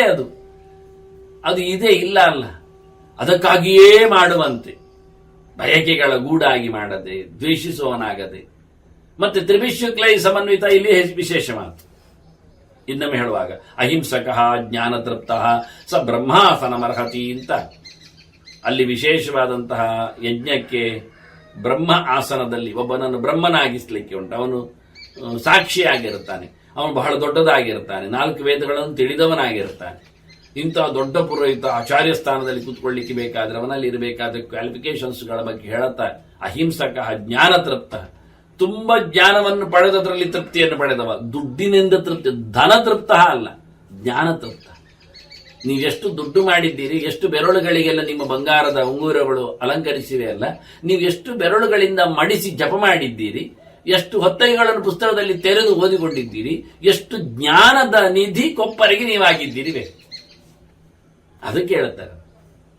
ಅದರೊಟ್ಟಿಗೆ ಮತ್ತೆ ಹೇಳಿದ್ರೆ ತ್ರಿವಿಶುಕ್ಲೈ ಸಮನ್ವಿತ. ಇಲ್ಲಿ ಹೊಸ ಮಾತು, 3 ವೇದಗಳಿಂದ ಸೇರಿದವನು, ಕೇಳಿದವನು, ಚಿಂತನೆ ಗೈದವನು ಅಂತ ಪ್ರಧಾನವಾದ ಒಂದು ಅರ್ಥ ಇದೆ. ಅದರೊಟ್ಟಿಗೆ 3 ಶುದ್ಧವಾದ ಇಂದ್ರಿಯಗಳು ಅಂದರೆ ತ್ರಿಕರಣ. ದೇಹ ಶುದ್ಧ ಆಗಿರಬೇಕು, ಮಿಂದು ಮಡಿಯಾಗಿ ಬಂದಿರಬೇಕು, ಮಾತು ಶುದ್ಧವಾಗಿರಬೇಕು, ಮಂತ್ರಗಳ ಚಿಂತನೆಯಲ್ಲಿ ತೆರೆದುಕೊಳ್ಳಬೇಕು, ಮನಸ್ಸು ಶುದ್ಧವಾಗಿರಬೇಕು, ದೇವರ ಎಚ್ಚರವನ್ನು ಪಾದವನ್ನು ಚಿಂತನೆಯಲ್ಲಿ ತಂದಿರಬೇಕು. ಇದು ಮೂರು ಹಾಳಾಗುವುದುಂಟು. ದೇಹ ಹಾಳಾಗುವುದುಂಟು ಕೆಟ್ಟ ಆಹಾರಗಳ ಸೇವನೆಯಿಂದ, ಮನಸ್ಸು ಹಾಳಾಗುವುದುಂಟು ಕೆಟ್ಟ ವಿಚಾರಗಳ ಚಿಂತನೆಯಿಂದ, ಬಾಯಿ ಹಾಳಾಗುವುದುಂಟು ಕೆಟ್ಟ ಪದಗಳ ಆಡುವಿಕೆಯಿಂದ, ಮಂತ್ರಗಳಲ್ಲದ ಮಾತುಗಳ, ಮಂತ್ರಗಳ ಆಗದ ಭಾಷೆಗಳ ಮಾತುಗಳ ಚಿಂತನೆಯಲ್ಲಿ. ಹಾಗಾಗಿ ತ್ರಿವಿಹಿ ಶುಕ್ಲೈ ಸಮನ್ವಿತ, 3 ಪ್ರಕಾರದ ಶುದ್ಧಗಳಿಂದ. ಮತ್ತೆ 3 ವಿಶೇಷವಾದ ನಮ್ಮನ್ನು ಶುದ್ಧಗೊಳಿಸತಕ್ಕ ಸಂಗತಿಗಳು ಅಂದರೆ, ಒಂದು ಮುಖ್ಯವಾಗಿ ಭಗವಂತನ ದೀಕ್ಷೆ, ಮತ್ತೊಂದು ಭಗವಂತನ ನಾಮಚಿಂತನೆ, ನಾಮಸ್ಮರಣೆ, ನಾಮಜಪ. ಇದನ್ನು ಕೇಳಿರ್ತಾರೆ. ಮತ್ತೆ ಇದು ದೇಹಕ್ಕೆ ಆಗುವಾಗ ಊರ್ಧ್ವಪುಂಡದ ಧಾರಣೆ. ದೇವರ ದೀಕ್ಷೆಗೆ ಬೇಕಾಗಿರತಕ್ಕಂಥ ದೇಹಕ್ಕೆ ಸಂಬಂಧಪಟ್ಟ ಆಚರಣೆಗಳನ್ನು ಮಾಡಿ ಬಂದಿರಬೇಕು. ಮೊದಲಿಗೆ ಊರ್ಧ್ವಪುಂಡ್ರಾದಿಗಳ ಧಾರಣೆಯನ್ನು ಮಾಡಿಕೊಂಡವ, ಅನಂತರದಲ್ಲಿ ಜಪತಪಾನುಷ್ಠಾನಗಳ ನೆಲೆಯಲ್ಲಿ ಭಗವಂತನ ಚಿಂತನೆಯನ್ನು ನಡೆಸಿ ಬಂದವ, ಆ ಬಳಿಕ ಭಗವಂತನ ಪ್ರೀತಿಗೋಸ್ಕರ ಅವನ ಪಾದೋದಕವನ್ನು, ತೀರ್ಥವನ್ನು, ನಿರ್ಮಾಲಿ ತೀರ್ಥವನ್ನು ಪ್ರಾಶನ ಮಾಡಿ ನಿಂತನು. ಅದು ಜಪಕ್ಕಾಗಿ ಬೇಕೇ ಬೇಕು ಮೊದಲಿಗೆ. ಹಾಗೆ ಇದೆಲ್ಲ ಮುಗಿಸಿ ನಿತ್ಯವಾದ ಕರ್ಮಗಳನ್ನು ಮುಗಿಸಿ ಬಂದವನು ಹೇಳಲಿಕ್ಕೆ ತ್ರಿವಿಶುಕ್ಲೈ ಸಮನ್ವಿತ ಅಂತ. ಇದೆಲ್ಲ ಅನೇಕ ಅರ್ಥಗಳಲ್ಲಿ ಉಂಟು. ಸ್ನಾನ, ಜಪ, ಅನುಷ್ಠಾನ ಎನ್ನುವ ನೆಲೆಯಲ್ಲಿ ಅಂದ್ರೆ ನಿತ್ಯಾನುಷ್ಠಾನಕ್ಕೆ ಸ್ನಾನ ಆಯ್ತಲ್ಲ, ಸಂಧ್ಯಾವಂದನ ಆಯ್ತಲ್ಲ, ಆನಂತರ ಅಗ್ನಿ ಉಪಾಸನೆ, ಇದು 3 ಮುಗಿಸಿ ಬಂದವ ಅಂತ. ಇದೆಲ್ಲ ಅಗ್ನಿ ಉಪಾಸನೆ ಅದು ಮಾತಿಗಾಗಿ, ಜಪ ಅದು ಮನಸ್ಸಿಗಾಗಿ, ಧಿಯೋ ಯೋನ ಪ್ರಚೋದಯ ಆತಂದ. ಅದಕ್ಕೆ ಸಂಬಂಧಪಟ್ಟಂತೆ ಅಷ್ಟಾಕ್ಷರ. ಮತ್ತೆ ಎಷ್ಟೊತ್ತು 3 ಹೊತ್ತು ನೀವು ಜಪ ಮಾಡಿ, ಗಾಯತ್ರಿಯನ್ನು ನೀವು 3 ಹೊತ್ತು ಹೇಳಿದ್ರು 3 ಹೊತ್ತಿಗೆ ಸಂಬಂಧಪಟ್ಟಂತೆ ಅಷ್ಟಾಕ್ಷರವನ್ನು ಹೇಳಬೇಕು. ಅದರಲ್ಲೇನು ಮುಲಾಜಿಲ್ಲ, ಒಂದೇ ಮಾತು, ಒಂದೇ ಗೆರೆ. ಗಾಯತ್ರಿ ತ್ರಿಗುಣಂ ವಿಷ್ಣುಂ ಧ್ಯಾಯನ್ ಅಷ್ಟಾಕ್ಷರ ಜಪೇತ್ ಅಂತ ವಿಧಿ ಮಾಡಿಬಿಟ್ಟಿದ್ದಾರೆ. ಗಾಯತ್ರಿ ಮಾಡಿದ್ದಲ್ಲಿ ಜಪ ಅಷ್ಟಾಕ್ಷರ ಮಾಡಲಿಕ್ಕೆ, ಗಾಯತ್ರಿಯನ್ನು 3 ಹೊತ್ತು ಮಾಡಲಿಕ್ಕೆ ಉಂಟು, ಅದರಿಂದ ಮಾತಾಡಲಿಕ್ಕಿಲ್ಲ. ಅದರಿಂದ 3 ಹೊತ್ತಿನ ಜಪಾನುಷ್ಠಾನ ಚಿಂತನೆ ಎನ್ನುವುದು ಅದು ಮಾನಸಿಕ ವ್ಯಾಪಾರ. ಸ್ನಾನ ಎನ್ನುವುದು ದೈಹಿಕ. ಸ್ನಾನದಲ್ಲಿ ಮಾನಸಿಕ ಇಲ್ಲ ಅಲ್ಲ, ಮಂತ್ರ ಉಂಟು, ಅದು ವಿಷಯ ಅಲ್ಲ. ಅದು ಕಾಣಲಿಕ್ಕೆ ಬಂದಾಗ ಅದು ಮಾಡದೇ ಇರಲಿಕ್ಕೆ ಸಾಧ್ಯವಿಲ್ಲ, ಶಾರೀರಿಕವಾಗಿ ಆಗಲೇಬೇಕು. ಅದರೊಟ್ಟಿಗೆ ಕೊನೆಗೆ ಅಗ್ನಿ ಕಾರ್ಯ ಉಪಾಸನೆ ಮಾಡುವಂಥದ್ದು ಮಾತಿನ ಚಿಂತನೆ ಇದೆ. ಹೀಗೆ ಪ್ರತಿಯೊಬ್ಬನು 3 ಹಂತದಲ್ಲಿ, ಅಯ್ಯೋ ನಾವು ಅಗ್ನಿ ಕಾರ್ಯ ಮಾಡ್ತಾನೆ ಇಲ್ಲಲ್ಲ, ಅಗ್ನಿ ಕಾರ್ಯ ನಿಂತು ಬಿಟ್ಟೇ ಹೋಗಿದೆ, ಅಗ್ನಿಹೋತ್ರ ಇಲ್ಲ ಅಂದ್ರೆ ಅದಕ್ಕೆ ಅಗ್ನಿ ಇರುವುದು ಮಾತಿನಲ್ಲಿ. ಆದ್ರಿಂದ ಮಾತಿನ ಗ್ರಂಥಗಳ ಅಧ್ಯಯನ, ಪಾರಾಯಣ, ನಿರಂತರವಾಗಿ ಗ್ರಂಥ ಚಿಂತನೆ, ಪ್ರತಿನಿತ್ಯವೂ ಸಹ ಸ್ನಾನ ಮಾಡಿ ನಿತ್ಯಾನ್ನಿಕ ನಡೆಸಿ ಆನಂತರ ಭಗವಂತನ ಜ್ಞಾನಯಜ್ಞವನ್ನು ಪಾರಾಯಣವನ್ನು ನಡೆಸಿಬಿಡಿ. ಇದು 3 ಆಗಬೇಕು. ಇದಾದ ನಂತರ ಅವನಿಗೆ ಯೋಗ್ಯ ಯಾವುದಕ್ಕೂ, ಇನ್ನೊಬ್ಬರ ಕರ್ಮ ಮಾಡ್ಲಿಕ್ಕಾಗಲಿ, ಅವನು ಊಟ ಮಾಡ್ಲಿಕ್ಕಾಗಲಿ, ಮನೆಯನ್ನು ನಡೆಸಿಕೊಡ್ಲಿಕ್ಕಾಗಲಿ, ಊರನ್ನು ಉಪದೇಶ ಮಾಡ್ಲಿಕ್ಕಾಗಲಿ, ಇಷ್ಟು ಆಗದೇ ಇದ್ರೆ ಆಗುವುದು. ಇನ್ನು ಅನೇಕ ಅರ್ಥಗಳಿವೆ. ನಾನೊಂದು 2-3 ಅರ್ಥ ಹೇಳಿದಷ್ಟು ತುಂಬಾ ಚಿಂತನೆ ಇದೆ. ತ್ರಿವಿಶುಕ್ಲೈ ಸಮನ್ವಿತ ಅಂತ 16 ಅರ್ಥಗಳ ಭಾರತಕ್ಕೆ ಒಂದು 3 ಅರ್ಥ ಹೇಳುವುದು ತಪ್ಪೇನು? ಹೇಳಲೇಬೇಕು ತಾನೆ ನಾನು. ಹಾಗಾಗಿ ಎಲ್ಲಿದೆ ವ್ಯಾಖ್ಯಾನಕಾರ, ಎಲ್ಲಿ ಕೊಟ್ಟರು? ನಾನೇ ವ್ಯಾಖ್ಯಾನಕಾರ ಯಾಕೆ ಆಗಬಾರ್ದು? ಅದಕ್ಕೋಸ್ಕರ ಹೇಳಿದೆ ಕೆಲವು ಅರ್ಥ. ಇನ್ನೂ ಅನೇಕ ಅರ್ಥಗಳಿವೆ ಇದರೊಟ್ಟಿಗೆ. ಹೀಗೆ ತ್ರಿವಿಶುಕ್ಲೈ ಸಮನ್ವಿತ. ಪರಶುಕ್ಲತ್ರಯರು ಯಾರಿದ್ದಾರೆ? ಮುಖ್ಯವಾಗಿ ಭಗವಂತನಲ್ಲಿ ಪೂರ್ಣವಾದಂಥ ಎಚ್ಚರ ಪಡೆದವರು 3 ಮಂದಿ. ಒಂದು ಲಕ್ಷ್ಮಿ, ಒಂದು ಬ್ರಹ್ಮಮಾಯಿಗಳು, ಅವರಿಬ್ಬರು ಸಮಾನ ಯೋಗ್ಯತೆಯವರಾದ್ದರಿಂದ. ಆ ನಂತರ ಅವರ ಮಡದಿಯರು ಸರಸ್ವತಿ ಭಾರತೀಯರು. ಮುಗಿಯಿತು. ಇವರನ್ನು 3 ಜನ ಭಗವದ್ ವಿಷಯದಲ್ಲಿ ಪೂರ್ಣ ಸತ್ವವನ್ನು ಪಡೆದು ನಿಂತವರು ಅಂತ ಚಿಂತನೆ ಮಾಡುವ ಕ್ರಮ. ಇನ್ನು ಅದರ ನಂತರದಲ್ಲಿ ಗರುಡಶೇಷ ರುದ್ರರೆಲ್ಲ ಬಂದರೆ ಅವರಲ್ಲಿ ಸ್ವಲ್ಪ ದೇವರ ಬಗ್ಗೆ ಸ್ವಲ್ಪ ಹೆಚ್ಚು ಕಡಿಮೆ ಇರ್ತದೆ ಹೇಳಿ ಅವರನ್ನು ಇಲ್ಲಿ ಸೇರಿಸಲಿಲ್ಲ. ದೇವರ ಬಗ್ಗೆ ಯಾವತ್ತೂ ತಪ್ಪು ಮಾತಾಡದವರು ಹೇಳಿ ಈ 3 ಕ್ಯಾಟಗರಿಯವರನ್ನು ಇಟ್ಟುಕೊಂಡಿದ್ದಾರೆ. ಒಟ್ಟು 5 ಜನ ಆಗ್ತಾರೆ. ಹಾಗಾಗಿ ಇದನ್ನು ಬಹಳ ಸುಂದರವಾಗಿ ಹೇಳುವಾಗ ತ್ರಿವಿಹಿ ಶುಕ್ಲೈ ಸಮನ್ವಿತ ಮಹಾಲಕ್ಷ್ಮಿಯ ಪೂರ್ಣಾನುಗ್ರಹಕ್ಕೆ ಪಾತ್ರನಾಗಿ ವೇದ ಮಂತ್ರಗಳನ್ನು ಅನುಸಂಧಾನ ಹೊತ್ತು ತಂದವನು, ವೇದ ಮಂತ್ರದ ಸಂಪುಟ ಹೊತ್ತವನು. ಅದರಲ್ಲಿ ಭಗವಂತನ ಎಚ್ಚರವನ್ನು ಕಾಣಲಿಕ್ಕೋಸ್ಕರ ಇರುವಂತೆ ಬ್ರಹ್ಮವಾಯುಗಳ ಅನುಸಂಧಾನದಲ್ಲಿ ಅವರ ಅನುಗ್ರಹದಲ್ಲಿ ಪಾತ್ರನಾಗಿ ದೇವರನ್ನಲ್ಲಿ ಕಾಣಬಯಸುವವನು. ಆ ಮಂತ್ರದ ನಡೆಯಲ್ಲಿ ಚಂದೋಭಿಮಾನಿಯಾಗಿ ಸರಸ್ವತಿ ಭಾರತೀಯರು ನೆಲೆಗೊಂಡು ಅವನ ನಾಲಿಗೆಯಲ್ಲಿ ಅದನ್ನು ನುಡಿಸಲಿಕ್ಕೆ ನೆಲೆಗೊಂಡಿದ್ದಾನೆ. ಹೀಗೆ ಲಕ್ಷ್ಮೀ ಇದ್ದಾಳೆ ನಾಲಿಗೆಯಲ್ಲಿ, ಅಲ್ಲಿ ಬ್ರಹ್ಮವಾಯುಗಳು ಬರ್ತಾರೆ ಉಸಿರಿನಲ್ಲಿ. ಹೀಗಾಗಿ ಇವರಿಷ್ಟು ಜನ ನಮ್ಮ ಮುಖದ ಕರ್ಮದ ನೆಲೆಯಲ್ಲಿ ಕಾಣಿಸಿಕೊಳ್ತಾರೆ. ಆದ್ರಿಂದ ಪೌರೋಹಿತ್ಯ ಮಾಡುವಾಗ ಇವರು ಮುಖ್ಯ ಬೇಕು. ವೇದ ಮಂತ್ರಗಳ ಪ್ರೆಸೆಂಟೇಷನ್ ಆಗಬೇಕು, ಮಂತ್ರಗಳು ಕಾಣಬೇಕು. ಅದು ಮಹಾಲಕ್ಷ್ಮಿಯ ಸ್ವರೂಪದಲ್ಲಿ ಪ್ರಕೃತಿ ಸಹಜ. ಅದರಲ್ಲಿ ದೇವರ ಎಚ್ಚರ ಆಗಬೇಕು, ಅದು ಜ್ಞಾನಕಾಂಡ. ಅದರ ಒಟ್ಟಿಗೆ ಅದನ್ನು ಬಾಯಲ್ಲಿ ಹೇಳಿಕೊಂಡು ಅದರನ್ನು ಮೀಟರ್ ತಪ್ಪಾಗದಂತೆ ಉಚ್ಚಾರಣೆಯಲ್ಲಿ ಅದು ಬರಬೇಕು. ಅದೇ ಸರಸ್ವತಿ ಭಾರತಿ. ಶಾಬ್ದಿಕವಾಗಿ, ವಾಸ್ತವವಾಗಿ, ಆರ್ಥಿಕವಾಗಿ, ಇದು 3 ಕ್ರಮ. ವಸ್ತು ಪ್ರದರ್ಶನದಲ್ಲಿ ಲಕ್ಷ್ಮಿ ಬರ್ತಾಳೆ, ಅರ್ಥಚಿಂತನೆಯಲ್ಲಿ ಪ್ರಾಣ ಮತ್ತು ಚತುರ್ಮುಖ ಬರ್ತಾನೆ, ಕೊನೆಗೆ ಅದನ್ನು ಶಾಬ್ದಿಕವಾಗಿ ಉಚ್ಚಾರಣೆ ನೆಲೆಯಲ್ಲಿ ಸರಸ್ವತಿ ಭಾರತೀಯರಿದ್ದಾರೆ. ತ್ರಿಭಿಶುಕ್ಲೈ ಸಮನ್ವಿತ. ಇದನ್ನೆಲ್ಲ ಭೀಷ್ಮರು ಬಹಳ ಎತ್ತರ ಮಟ್ಟದಲ್ಲಿ ಪುರೋಹಿತರನ್ನೆಲ್ಲ ಮಾತಾಡಿಸಿ ತೋರಿಸಿಕೊಟ್ಟಿದ್ದಾರೆ. ಹೀಗಿದ್ದುಕೊಂಡು ಇನ್ನು ಹೇಳುವಾಗ ಹೇಳ್ತಾರೆ, ಇವರೆಲ್ಲ ದೊಡ್ಡ ದೊಡ್ಡ ವ್ಯಕ್ತಿಗಳು. ಏತೇ ಮಹರ್ತ್ವಿಜಸ್ತಾತ ಸರ್ವೇ ಮಾನ್ಯ ಯಥಾರ್ಹತ. ಯಥಾರ್ಹತ ಅಂತಾರೆ. ಅವರವರ ಯೋಗ್ಯತೆಯಿಂದ ಪ್ರತಿಯೊಬ್ಬರನ್ನು ನೀನು ಗುರುತಿಸಬೇಕು, ಗಮನಿಸಬೇಕು, ಅವರಿಗೆ ಮಾನ್ಯತೆಯನ್ನು ಗೌರವವನ್ನು ಸಮರ್ಪಿಸಬೇಕು. ಅವರ ಹಾಗೆ ಇದು ಒಂದು ಕಡೆ ವೇದವ್ಯಾಸರು ಹೀಗೆ ಹೇಳುವಾಗ, ಚಿಂತನೆಯನ್ನು ಕೊಟ್ಟಾಗ, ಆಚಾರ್ಯ ಮತ್ತರು ಪೌರೋಹಿತ್ಯ ಪ್ರಕರಣಕ್ಕೆ ಬಂದಾಗ ಒಂದು ಮಾತು ಹೇಳ್ತಾರೆ. ಪ್ರಧಾನ ಪುರೋಹಿತನಿಗೆ ನೀನು ಏನು ಕೊಟ್ಟೆ? ಏನೋ ಕೊಟ್ಟೆ ಇಟ್ಕೋ. ಒಂದು 100 ಬಂಗಾರದ ನಾಣ್ಯ ಕೊಟ್ಟೆ ಅಂತ ತಗೋ, ಶತನಿಷ್ಕ. ಒಂದು 10 ಗೋವನ್ನು ಕೊಟ್ಟೆ ಅಂತ ತಿಳ್ಕೋ, ದಾನ. ಏನಾದ್ರೂ ಮಾಡು. ಒಂದು 100 ಸೇರು ಭತ್ತ ಅಕ್ಕಿ ಅದು ಕೊಟ್ಟೆ ಅಂತ ತಿಳ್ಕೋ. ತದಾರ್ಧಂ ವೃತ್ತಿಜಾಂಚೈವ ಅಂತಾರೆ. ಅದನ್ನು ವೃತ್ತಿಜರು ಯಾರಿದ್ದಾರೆ, ಪ್ರಧಾನ ಆಚಾರ್ಯರ ಬಗ್ಗೆ ಮಾತಾಡಿದ್ದು. ಅವರಿಗೆ ಕೊಟ್ಟ ಏನೊಂದು ಗೌಜಿ ದಾನಗಳಿವೆ ಅದರ ಅರೆವಾಸಿ ವೃತ್ತಿಜರಿಗೆ ಕೊಡುವಂತ. ಅನೇಕರು ಅದರೊಟ್ಟಿಗೆ ಸೇರಿಕೊಂಡವರು ಬಂದಿದ್ದಾರೆ. ಆ ಋತ್ವಿಜರಿಗೆ ಮೌಲ್ಯ ಎಷ್ಟು ಕೇಳಿದ್ರೆ ಪ್ರಧಾನ ಆಚಾರ್ಯನಿಗಿಂತ ಅರ್ಧ. ಇದೆಲ್ಲ ಇವತ್ತು ನಡೆಯುವುದಿಲ್ಲ, ನಾನು ಹೇಳುವುದಿಲ್ಲ ಹೇಗಿರುತ್ತದೆ ಅಂತ ಗ್ರಡೇಷನ್. ಎಲ್ಲವೂ ಕವರಲ್ಲಿ ಹೋಗುವುದರಿಂದ, ಈಗ ದನದ ಬಗ್ಗೆ ಆಗಲಿ ಅಥವಾ ಬಂಗಾರದ ಬಗ್ಗೆ ಆಗಲಿ ಇಲ್ಲದೆ ಇರೋದ್ರಿಂದ ಎಲ್ಲ ಕವರಿನಲ್ಲಿ ಹೋಗುವುದರಿಂದ ಕವರ್ ಕಾಣುವುದಿಲ್ಲ. ಅದು ಇವತ್ತು ಕವರು ತಪ್ಪಿದೆ, ಚೆಕ್ಕು ಬಂದಿದೆ, ಅದರಿಂದ ಇನ್ನೂ ದಪ್ಪವು ತೆಳವು ಕವರ್ ಕಾಣೋದಿಲ್ಲ. ಈಗ ಚೆಕ್ಕು ತಪ್ಪಿದೆ, ಈಗ ಫೋನ್ ಪೇ ಬಂದಿದೆ. ಅದರಿಂದ ಯಜಮಾನಲ್ಲಿ ಹೇಳುವಾಗ ಯಾವ ಕರ್ಮ ಎಷ್ಟು ಕೊಡಿ ಅಂತ ಹೇಳಿದ್ರೆ ಅವನ ಕೂಡಲೇ ಅವನ ಫೋನ್ ನಿಂದ ಪೇ ಮಾಡ್ತಾನೆ, ಅವನ ಅಸಿಸ್ಟೆಂಟ್ ಕೂತು ಮಾಡಿಬಿಡ್ತಾನೆ, ಇವನೇ ಕೊಂಡಿ ಬಂದು ಬೀಳುತ್ತದೆ. ಇದು ಅತ್ಯಂತ ಸುಲಭವಾದ ದಕ್ಷಿಣಾ ವಿಧಾನ ಇದು. ಹಾಗಾಗಿ ಇದು ನಿಮ್ಗೆ ಅರ್ಥ ಆಗುವುದಿಲ್ಲ ಬಿಡಿ. ಇದಿಲ್ಲ ಈಗ ಈ ಲೆವೆಲ್ ಅಲ್ಲಿ ಇಲ್ಲ. ನಾನು ಹೇಳಿದೆ ಮುಖ್ಯವಾಗಿದ್ದಿಲ್ಲ, ಈ ಸೂತ್ರ ಇವತ್ತಿಲ್ಲ. ಪ್ರಧಾನನ ಅರ್ಧ ಋತ್ವಿಜರಿಗೆ ಅಂದ್ರೆ ಉಪಹೋತೃಗಳಿಗೆ, ಒಟ್ಟು ಉಪಹೋತೃಗಳು ಅಂತಲ್ಲ, ಸೇರಿಕೊಂಡವರಿಗೆ ಅವರನ್ನು ಕರಿಬಹುದು ಹಾಗೆ ವೇದದ ಹೆಸರಿನಲ್ಲಿ ಹೋತ ಅಂತ ಹೇಳಿಕೊಂಡ್ರೆ. ಆ ನಂತರ ಅದರೊಟ್ಟಿಗೆ ತದರ್ಧಂ ಪಾರಣಾಕೃತ, ಇನ್ನೂ ಅರೆವಾಸಿ ಋತ್ವಿಜರಿಗೆ ಕೊಟ್ಟದ್ದಕ್ಕಿಂತಲೂ ಅರ್ಧಕ್ಕೆ. ಈಗ ಪ್ರಧಾನನಿಗೆ 16 ಬಂಗಾರದ ನಾಣ್ಯ 16 ಧನವ ಕೊಟ್ರೆ 8 ಋತ್ವಿಜರಿಗೆ ಕೊಡ್ಲಿಕ್ಕೆ, ಒಬ್ಬೊಬ್ಬರು 8 ಒಬ್ಬೊಬ್ಬ ಋತ್ವಿಜರಿಗೆ ಅಸಿಸ್ಟೆನ್ಸ್ಗಳಿಗೆ. ಆ ನಂತರ ಪಾರಾಯಣಕ್ಕೆ ಕರಿಬೇಕು, ಕಲಶ ಪಾರಾಯಣಕ್ಕೆ, ಮಂಟಪ ಪಾರಾಯಣಕ್ಕೆಲ್ಲ ವೇದ ಕಲಿತವರನ್ನು ಕರೀಲಿಕ್ಕೆ. ಆ ಪಾರಾಯಣ ಮಾಡಿದರೆ ಎಷ್ಟು ಹೇಳಿದೆ, ಋತ್ವಿಜರಿಂದ ಅರ್ಧ ಅಂದ್ರೆ 4 ಅವರಿಗೆ ಕೊಡ್ಬೇಕು. 4 ಬಂಗಾರ ನಾಣ್ಯವೋ 4 ಧನವೋ ಒಬ್ಬೊಬ್ಬರಿಗೆ. ಹೀಗೆ ಕ್ರಮ. ಹೀಗಿಲ್ಲ ಇವತ್ತು ಹೇಳಿದ್ದು. ಅದಕ್ಕೆ ನಾನು ಯಾಕೆ ಹೇಳಿದ್ರು ಆಚಾರ್ಯರು ಅಂದ್ರೆ, ಮೊದಲು ವೇದವನ್ನು ಕಲಿಸಿಕೊಡುವುದು ಆ ವಿದ್ಯಾರ್ಥಿಗಳನ್ನು ನಮಗೆ ಸಿಕ್ಕಿತ್ತು. ಅದನ್ನು ಕಲಿತು ಬಂದಿದ್ದಾನೆ ವೇದವನ್ನು. ಮೊದಲು ವೇದ ಕಲಿಸಿಕೊಡುವುದು, ಆ ನಂತರ ವೇದವನ್ನು ವಿನಿಯೋಗಿಸುವುದು ಹೇಗೆ ಅನ್ನತಕ್ಕಂತಹ ಪ್ರಯೋಗದ ಪಾಠ ಮತ್ತೆ. ಆದ್ರಿಂದ ಪಾರಾಯಣ ಅವನಿಗೆ ವೇದ ಸಿಕ್ಕಿದ್ದಷ್ಟೇ. ಈಗ ಆನಂತರ ಋತ್ವಿಜರು ಯಾರಿದ್ದಾರೆ ಅವರು ವೇದವನ್ನು ಪ್ರಾಕ್ಟಿಕಲ್ ಹೇಗೆ ನಡೆಸಿಕೊಳ್ಬೇಕೆಂದು ಬ್ರಾಹ್ಮಣ ಅರಣ್ಯಕಗಳ ಪಾಠದಲ್ಲಿ ಅವರಿಗೆ ಚಿಂತನೆ ಕಲ್ಪಸೂತ್ರಗಳ ಅನುಸಂಧಾನದಲ್ಲಿ ಬಂದಿವೆ. ಅದನ್ನು ಹೇಗೆ ನಡೆಸುವುದು ಅಂತ ಅದವರಿಗೆ ಗೊತ್ತು, ಮಾಸ್ಟರ್ಸ್ ಅವರು ಅದನ್ನು ವಿನಿಯೋಗಿಸುವ ರೀತಿ ಹೇಗೆ ಅಂತ. ಅದಕ್ಕೂ ಹೇಳಿಕೊಟ್ಟ ಗುರುಗಳು ಆಚಾರ್ಯ ಸ್ಥಾನದಲ್ಲಿ ಪ್ರಧಾನ ಇದ್ದಾನಲ್ಲ, ಅವನು ಇನ್ನಷ್ಟು ಎಕ್ಸ್ಪೀರಿಯನ್ಸ್ಡ್.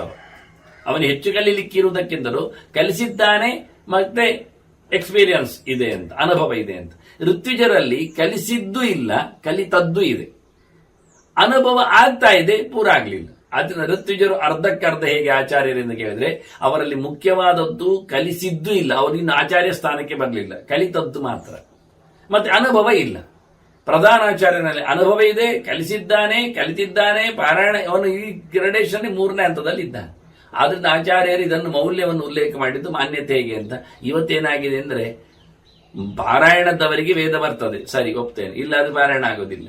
ಋತ್ವಿಜರಿಗೆ ವೇದ ಗೊತ್ತಿರಬೇಕಾಗಿಲ್ಲ, ಅವರಿಗೆ ಪ್ರಯೋಗ ತಜ್ಞತೆ ಇದ್ರೆ ಸಾಕು, ಗೊತ್ತಾದ್ರೆ. ಆದ್ರಿಂದ ಅವರು ಪಾರಾಯಣದವನಿಗೆ ಆ ಹಂತವನ್ನೇ ಬಿಟ್ಟು ಇದ್ದಾರೆ. ಕೆಲವು ಎಷ್ಟೋ ಪುರೋಹಿತರಿಗೆ ಋತ್ವಿಜರಿಗೆ ವೇದ ಪಾಠ ಆಗಿರುವುದಿಲ್ಲ, ಪುರಮಂತ್ರಗಳು ಗೊತ್ತಿರುವುದಿಲ್ಲ, ಖರ್ಚಿಗೆ ಬೇಕಾದಷ್ಟು ಮಾತ್ರ, ಎಷ್ಟಾಯ್ತು ಅಷ್ಟಕ್ಕೆ, ಕೆಲವು ಸೂಕ್ತಗಳು ಕೆಲವು ಮಂತ್ರಗಳು ಮಾತ್ರ. ಆದ್ರಿಂದ ಪಾರಾಯಣದವನ ಗ್ರೇಡೇ ಬೇರೆ, ಋತ್ವಿಜರ ಹಂತವೇ ಇಲ್ಲಿ ತಪ್ಪಿದೆ, ಆ ಸೂತ್ರದಲ್ಲಿ ಅವರು ಬರಲಿಲ್ಲ. ಮತ್ತೆ ಪ್ರಧಾನನನ್ನು ಆಯ್ಕೆ ಮಾಡಿದಾಗೆ ಉಂಟಿಲ್ಲಿ, ಅದು ವಿಶ್ವಾಸದ ಮೇಲೆ, ಆನಂತರ ಬುದ್ಧಿಶಕ್ತಿಯ ಮೇಲೆ, ಕೆಲವೊಮ್ಮೆ ತಮ್ಮ ಸಂಬಂಧಿಯ ಮಾಧ್ಯಮದ ಮೇಲೆ. ಅವನಾಗಿರ್ಬೇಕಾಗಿಲ್ಲ, ವಹಿಸಿಕೊಳ್ಳುವುದು ಅಂತ ಅರ್ಥ. ಇದು ಮೇಸ್ತ್ರಿ ಲೆವೆಲ್ ಅಲ್ಲಿ ಹೋಗುತ್ತೆ. ಅವನಿಗೆ ಪ್ರಾಯೋಗಿಕವಾಗಿ ಗೊತ್ತಿರಬೇಕಾಗಿಯೂ ಇಲ್ಲ, ಕೆಲವೊಮ್ಮೆ ಪ್ರಧಾನ ಅನ್ನುವವನು ಗೊತ್ತಿರಬಹುದು, ವೇದಂದು ಆಗಿರಬೇಕು ಅಂತ ಇಲ್ಲ ಪಾರಾಯಣಕ್ಕೆ, ಅದು ತಪ್ಪಿರಬಹುದು.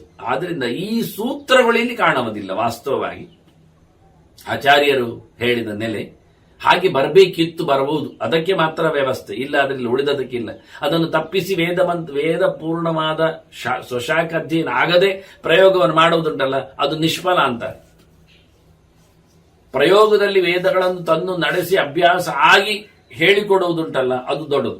ಆಚಾರ್ಯ ಹೇಳಿಕೊಡದೆ ಕಲಿಯುವುದುಂಟಲ್ಲ, ಅದು ನಿಷ್ಫಲ ಅಂತಾರೆ. ಅದನ್ನು ಆಚಾರ್ಯರು ಕೊಟ್ಟ ಸೂತ್ರಗಳಿಗೆಲ್ಲ ಕರ್ಮದಲ್ಲಿ ಒಂದು ಬೆಲೆ ಇದೆ, ಇವತ್ತು ನಾವು ತಪ್ಪಿಸಿಕೊಂಡಿದ್ದೇವೆ. ಇದನ್ನೆಲ್ಲ ಗುರುತಿಸಿಕೊಂಡು ಇವರು ಹೇಳಿದ್ರು, ಯಥಾರ್ಹತಃ ಸರ್ವೇ ಮಾನ್ಯ, ಪ್ರತಿಯೊಬ್ಬರೂ ಸಹ ಮಾನ್ಯರೇ, ಪೂಜ್ಯರೇ, ಅವರವರ ಯೋಗ್ಯತೆಯಂತೆ ಅವರ ಕಲಿಕೆಯ ಹಂತದಲ್ಲಿ ಅಂತ ನಾನು ಸ್ವಲ್ಪ ಮಾತ್ರ ತೋರಿಸಿಕೊಟ್ಟೆ. ಇಂಥದ್ದು ಅನೇಕ ಅಂಶಗಳಿವೆ. ಇದನ್ನು ಹಿಂದೊಮ್ಮೆ ಹೇಳಿದ್ದೆ ನಾನು ಪುರೋಹಿತ ವಿಷಯದಲ್ಲಿ ಬಂದಾಗ.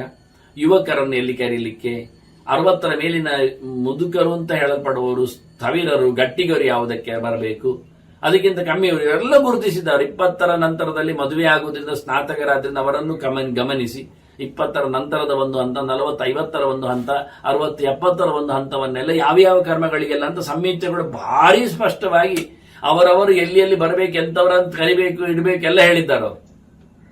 ಅತಿ ಸಣ್ಣ ಯುವಕರನ್ನು ದೊಡ್ಡ ಕರ್ಮಗಳಲ್ಲಿ ಬಯಸುವುದಿಲ್ಲ ಅವರು. ಇವತ್ತು ನಾನು ನೋಡ್ತೇನೆ, ಕೆಲವೊಮ್ಮೆ 20-25ರವರೇ ಮದುವೆ ಆಗಿರ್ತದೆ, ಮೃತ್ಯುಂಜಯ ಯಾಗ ಅಂತ ಹೋಗಿ ಕೂತಿರ್ತಾರೆ. ನಾನು ಎಳವೆಯಲ್ಲಿದ್ದಾಗ ಮೃತ್ಯುಂಜಯ ಯಾಗಕ್ಕೆ 60 ರಾಜ್ಯನವರಷ್ಟೇ ಕೂತ್ಕೊಳ್ತಿದ್ರು, ಬರ್ತಿದ್ರು.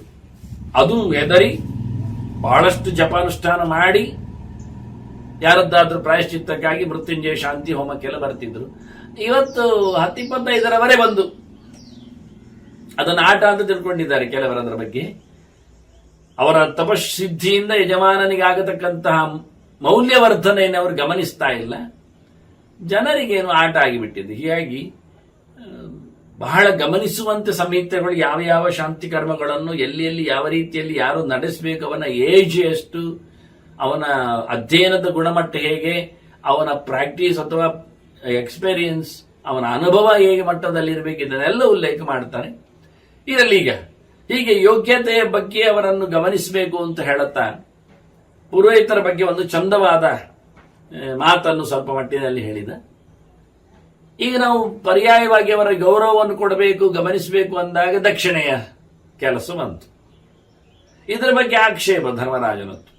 ಯದಿದಂ ವೇದವಚನಂ ದಕ್ಷಿಣಾಯಾಮ್ ವಿಧೀಯತೆ, ಇದಂ ದೇಯಂ ಅಂತ, ಇದು ಕೊಡಿ ಅಂತೆಲ್ಲ ಹೇಳುತ್ತಾರೆ. ಬಟ್ಟೆ ಕೊಡಿ, ಧಾನ್ಯ ಕೊಡಿ, ಮತ್ತೆ ಬಂಗಾರ ಕೊಡಿ, ದನ ಕೊಡಿ, ಮನೆ ಕೊಡಿ, ಭೂಮಿ ಕೊಡಿ, ಹೆಣ್ಣು ಕೊಡಿ, ಎಲ್ಲ ಭಾರಿ ದಕ್ಷಿಣೆಯ ಬಗ್ಗೆ ವೇದ ಮಾತಾಡ್ತದೆ. ನಕ್ವಚಿತ್ ವ್ಯವತಿಸ್ತದೆ, ಅದಕ್ಕೊಂದು ಎಂಡ್ ಕಾಣುವುದಿಲ್ಲ. ಯಾಕೆಂದ್ರೆ ಕೆಲವೊಮ್ಮೆ ಸರ್ವಸ್ವ ದಕ್ಷಿಣೆ ಉಂಟು ಹೇಳ್ತಾರೆ, ಎಲ್ಲ ಕೊಡಿ, ಮಂಚ ಕೊಡಿ, ಎದಕ್ಕೆ ಎಲ್ಲಿಯೂ ಇದು ಕೊಡಿ ಅಂತ ಹೇಳಿದ ವೇದದಲ್ಲಿ ಇನ್ನು ಸಾಕು, ಅಷ್ಟು ಸಾಕು ಅಂತ ಹೇಳುವ ಮಾತು ಕೇಳುವುದಿಲ್ಲಲ್ಲ ಮಾರ್ಯಾರೆ. ದಕ್ಷಿಣೆಗೊಂದು ಕಡೆ ಇಲ್ವಾ? ಕಡೆ ಕಾಣುವುದಿಲ್ಲಲ್ಲ ವೇದದಲ್ಲಿ.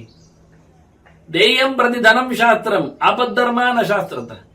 ಕೊಡಬೇಕು, ಇದಕ್ಕಿದು ಕೊಡಬೇಕು ಅಂತದ್ದು ಮಾಡಿಸಿ ಇಂತಷ್ಟು ಕೊಡಬೇಕು ಅಂತ ಹೇಳಿಕೊಂಡು ಹೋಗ್ತಾರೆ ಸೀದಾ. ನವಗ್ರ ಪೂಜೆ ಮಾಡಿದ್ರೆ, ಸೂರ್ಯ ಪೂಜೆ ಮಾಡಿದ್ರೆ ಗೋಧಿ ಕೊಡಿ, ಚಂದ್ರ ಪೂಜೆ ಮಾಡಿದ್ರೆ ಅಕ್ಕಿ ಕೊಡಿ ಹೇಳಿಕೊಂಡು ಹೋಗ್ತಾರೆ. ಬಟ್ಟೆ ಕೆಂಪು ಇರಲಿ, ಬೆಟ್ಟ ಬಿಳಿ ಇರಲಿ, ಮುತ್ತು ತಂದು ಕೊಡಿ, ಮಾಣಿಕ್ಯ ಇರಲಿ, ಒಂದು ಮೇಷ ಒಳ್ಳೆಯದು, ಹಾಗೆ ಹೀಗೆ ಅಂತ ಶುರು ಮಾಡ್ತಾರೆ, ಅಶ್ವ ಬರಲಿ ಅಂತ. ಆದ್ರೆ ಆಪತ್ ಧರ್ಮ ನೋಡೋದು ಬೇಡವಾ? ವ್ಯಕ್ತಿಯ ಯೋಗ್ಯತೆ ಕಾಣೋದು ಬೇಡವಾ? ಅವನಿಗೆ ಮಾಡಿಸುವುದು ಯಾಕೆ? ಏನೊಂದು ವ್ಯಾಪಾರ ಆಗಿ ಲಾಭ ಆಗಿ ಅದರಲ್ಲಿ ತಂದು ದೇವರಿಗೆ ಸುರಿಯುವ ಧರ್ಮವನ್ವ ಮಾಡೋ ಮುಂಚೆ ನಾವು ಕಳೆದ್ರೆ ಅವನು ಯಾವತ್ತು ಬೆಳಿಬೇಕು? ಸಂಪತ್ತು ಎಲ್ಲಿಂದ ತರಬೇಕು? ಅದನ್ನು ಮಾಡುವುದು ಹೇಗೆ?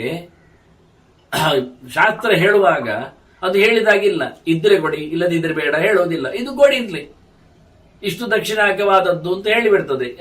ಯಾಗದ ಹೆಸರು ಹೇಳುವಾಗ ಹೇಳಿಬಿಡ್ತದೆ. ಅದನ್ನ ಎಷ್ಟು ಕೊಡಿ ಏನು ಕೊಡಿ ಗೊತ್ತಾಗೋದಿಲ್ಲ, ಬಹಳ ಕಷ್ಟ ಇರ್ತದೆ. ಈ ಶಾಸ್ತ್ರದ ಆಜ್ಞೆ ಉಂಟಲ್ಲ ಭಾರಿ ಘೋರ. ಆಜ್ಞಾ ಶಾಸ್ತ್ರಸ್ಯ ಘೋರಯಂ ನ ಶಕ್ತಿಂ ಸಮವೇಕ್ಷತೆ. ಮನುಷ್ಯನ ಶಕ್ತಿ ನೋಡದೆ ಹೇಳಿಬಿಟ್ಟು ಓಡಿದೆ, ಹಾಗೆ ಮಾಡು ಹೀಗೆ ಮಾಡು ಅಂತ. ನಮಗೆ ಮಾಡ್ಲಿಕ್ಕೆ ಆಗ್ತದ? ಕೊಳ್ಳಿಕ್ಕೆ ಆಗ್ತದ? ಇದು ದೊಡ್ಡ ಕಟ್ಟಪ್ಪಣೆ ಆಯ್ತಲ್ಲ ಇದು ಶಾಸ್ತ್ರದ್ದು. ಶ್ರದ್ಧಾ ಮಾಲಂಬ್ಯ ಎಷ್ಟವ್ಯಂ ಅಂತ ಹೇಳುದು, ಶ್ರದ್ಧೆಯಿಂದ ಮಾಡಿ, ಪ್ರೀತಿಯಿಂದ ಮಾಡಿ ಅಂತ. ಇತ್ಯೇಷ ವೈದಿಕೀ ಶ್ರುತಿ, ಮಾತೆಲ್ಲ ವೇದದೆಲ್ಲ ಹಾಗೆ ಶ್ರದ್ಧೆಯಿಂದ ಯದೇವ ಶ್ರದ್ಧೆಯಾ ಕರೋತಿ ಎಲ್ಲ. ನಮಗೆಲ್ಲಿ ಶ್ರದ್ಧೆ ಮೂಡ್ತದೆ? ಕೊಡುವಾಗ ಸರಿ ಇಲ್ಲದಿದ್ದೆ ವಿತ್ಯೋಪೇತ ಸಜ್ಜಸ್ಯ ಕಿಮು ಶ್ರದ್ಧಾ ಕರಿಷ್ಯತೆ. ಹೇಳಿದಷ್ಟು ಕೊಡ್ಲಿಕ್ಕೆ ಆಗುವುದಿಲ್ಲ, ಮತ್ತೆ ಶ್ರದ್ಧೆ ಎಂದು ಭಾರಿ ಗೌಜಿಯಲ್ಲಿ ಪ್ರೀತಿಯಲ್ಲಿ ಮಾಡ್ತಾರೆ. ಅಂತ ಧನದಾನ ಇಲ್ಲ, ಸುವರ್ಣ ದಾನ ಇಲ್ಲ, ಹೇಳದೇ ಇರುವುದು ಅದನ್ನೇ ಇಲ್ಲ ಯಾವುದೂ ಇಲ್ಲ. ದನದ ಬದಲಿಗೆ ಅಂತ ಹೇಳಿ ತೆಂಗಿನ ಹಾಕಿ ಕೊಡ್ಲಿಕ್ಕೆ ನೋಡುತ್ತಾನೆ, ಸುವರ್ಣದ ಬದಲಿಗೆ ಹೇಳಿ ಕೊಟ್ಟೆ ಪಾವಲಿ ಕೊಡುತ್ತಾನೆ ಕೊನೆಗೆ. ನೋಡಿ ನಿಕ್ಕರು, ಇದೆಂತ ಪ್ರಯೋಜನ ಆಗ್ತದೆ? ಅಂದ್ರೆ ಸುಳ್ಳು ಮಾಡಿದ ಯಜ್ಞದಲ್ಲಿ ದಕ್ಷಿಣ ಇಲ್ಲದೆ ಮಾಡಿದ ಯಜ್ಞ ನಾವು ಸುಳ್ಳು ಹೇಳಿ ಮಾಡಿದ ಹಾಗೆ ಆಯ್ತು, ಹೇಳಿಕೊಂಡಾಗ ಆಯ್ತು. ಯಜ್ಞ ನಡೆಸುವಾಗ ಎಂತದ್ದು ಶ್ರದ್ಧೆ ಮೂಡಿದಿಲ್ಲ. ಈ ಶ್ರದ್ಧೆ ಎಂತ ಮಾಡ್ತದೆ ಕೇಳ್ತಾನೆ. ಈಗ ಭಾರಿ ಧರ್ಮ ಭಯಂಕರ ಶ್ರದ್ಧೆ. ಕೆಲವು ನೋಡಿದ್ದೇನೆ, ಶ್ರಾದ್ದ ಹಾಕಿಸುವಾಗ ಭಾರಿ ಭಕ್ತಿಯಿಂದ ಪ್ರೀತಿಯಿಂದ ಒದ್ದೆ ಮಾಡಿಕೊಂಡೆಲ್ಲ ಕೈಕಾಲ ಅಲ್ಲಾಡಿಸಿ ಮುದುಡಿಸಿಕೊಂಡು ಕೊನೆಗೆ 10-12 ವೀಳ್ಯದಲ್ಲಿ ಇಡುತ್ತಾರೆ. ಅದರ ಮೇಲೆ 4-6 ಪೂಗಿ ಫಲ ಇಡುತ್ತಾರೆ, ಅಂದ್ರೆ ಅಡಿಕೆ ಹೊಳು. 2 ರೂಪಾಯಿ ಇಟ್ಟು ದಕ್ಷಿಣೆ ಕೊಡ್ತಾರೆ. ಅವ ಬೆಳಗಿಂದ ಮಧ್ಯಾಹ್ನದವರೆಗೆ ದರ್ಬೆ ಕಟ್ಟಿ ಕೆಲಸ ಮಾಡಿ ಅದು ಬರುವಾಗ ದರ್ಬೆ ಅವನೇ ತರಬೇಕು. ಕೊನೆಗೆ ಇವನಿಗೆ ಆಗುದಿಲ್ಲ, ಯಜಮಾನಿಗೆ ವರ್ಷ ಆಗಿದೆ ಅಂತ ಪಿಂಡರೂ ಕಟ್ಟಿ ಕೊಡ್ತಾನವ, ನಡುವೆ ಮಿಂದು ಬಂದಿರ್ತಾನೆ ಮಡಿಯಲ್ಲಿ. ಕೊನೆಗೆ ಇವರು ಭಾರಿ ಶ್ರದ್ಧೆಯನ್ನು ನೋಡಿದ್ರೆ 12 ವೀಳ್ಯದೆಲೆಯಲ್ಲಿ ಆಯ್ತದು. ಸ್ವಲ್ಪ ವೀಳ್ಯದೆಲೆ ಕಮ್ಮಿ ಮಾಡಬಹುದು, 4 ಸಾಕಾಗ್ತದೆ, ಹೋಳೊಂದು 2 ಸಾಕಾಗ್ತದೆ. ದಕ್ಷಿಣ ಜಾಸ್ತಿ ಬೇಕಾಗ್ತದೆ ವಿನಿಯೋಗಕ್ಕೆ. ಅವನು ಅಷ್ಟು 12 ಎಲ್ಲ ದಿನಾ ವೀಳ್ಯದೆಲೆ ತಿಂದರೆ ಅವನಿಗೆ ಮುದಿತನದ ರೋಗ ದೂರ ಹೋಗ್ತದೆ ಅಂತ ಕ್ರಮ. ಅದೆಲ್ಲ ಹೇಳಬಾರದು ನಾವೆಲ್ಲ. ಅನೇಕ ಪ್ರಕಾರಗಳುಂಟು, ಖಾಲಿ ಅದರಲ್ಲಿ ಮಾತ್ರ. ನೀನು ವೀಳ್ಯದಲ್ಲಿ ಏನು ಹಾಕಿ ತಿನ್ನೆಲ್ಲ ಕೇಳಿಕ್ ಬರಬೇಕು. ಇದೊಂದು ವ್ಯವಸ್ಥೆ. ಇದು ವೇದವ್ಯಾಸ ಹೇಳಿದ್ದು, ಭಗವಂತನ ಹೇಳಿದ ಮಾತದು. ದಿನ ತಾಂಬೂಲ ಚರ್ವಣ ಮಾಡುವವನಲ್ಲಿ ಜರೆ ಬಾಧೆ ಬರುವುದಿಲ್ಲ ಅಂತ, ಆರೋಗ್ಯವಾಗಿರುತ್ತಾನ ಅವನೊಂದು, ಮುಪ್ಪಿನ ಮುದಿತನದ ಗೋಳಿಲ್ಲ ಅಂತ. ಹಾಗಾಗಿ ಇವನಂತೂ ಶ್ರದ್ಧೆಯ ಬಗ್ಗೆ ಕೇಳಿದ. ಶ್ರದ್ಧೆ ಬಂದಿದ್ದರೆ ಸಾಕಾಗತ್ತೆ. ದಕ್ಷಿಣ ಸರಿಯಾಗಿಲ್ಲದಿದ್ದರೆ ನಾವು ಯಜ್ಞ ಮಾಡಿದ್ದು ಮೋಸ ಆಗುವುದಿಲ್ಲ, ಪೂಜೆ ಪುನಸ್ಕಾರಗಳು ಸರಿಯಾಗುವುದಿಲ್ಲವಲ್ಲ ಅಂತ ಹೇಳಿ ಶಾಸ್ತ್ರದ ಮೇಲೆ ಒಂದು ರೀತಿಯ ಆಜ್ಞೆ ಕಟ್ಟಪ್ಪಣೆ ಜಾಸ್ತಿ ಆಯಿತು. ದಕ್ಷಿಣ ಎಲ್ಲರೂ ಹೇಳುದು ಹೀಗೆ ಅಲ್ಲ, ಕರ್ಮ ಮಾಡಬೇಕು, ದಕ್ಷಿಣ ಎಷ್ಟು ಅಂತ ಹೇಳಬಾರದು ಅಂತ. ಇದರ ಬಗ್ಗೆ ಬಹಳ ದೊಡ್ಡದಾದ ಪೌರೈತ್ಯ ಪ್ರಕರಣ ಬಂತು ಅಂತ ಆಕ್ಷೇಪಕ್ಕೆ ಧರ್ಮರಾಜ ಎತ್ತಿದ್ದಾನೆ. ಉತ್ತರವನ್ನು ನಾವು ಮತ್ತೆ ಕೇಳುವ. ವಂದನೆಗಳು. ಶ್ರೀಕೃಷ್ಣ ನಾರಾಯಣ ನಾರಾಯಣ ನಾರಾಯಣ.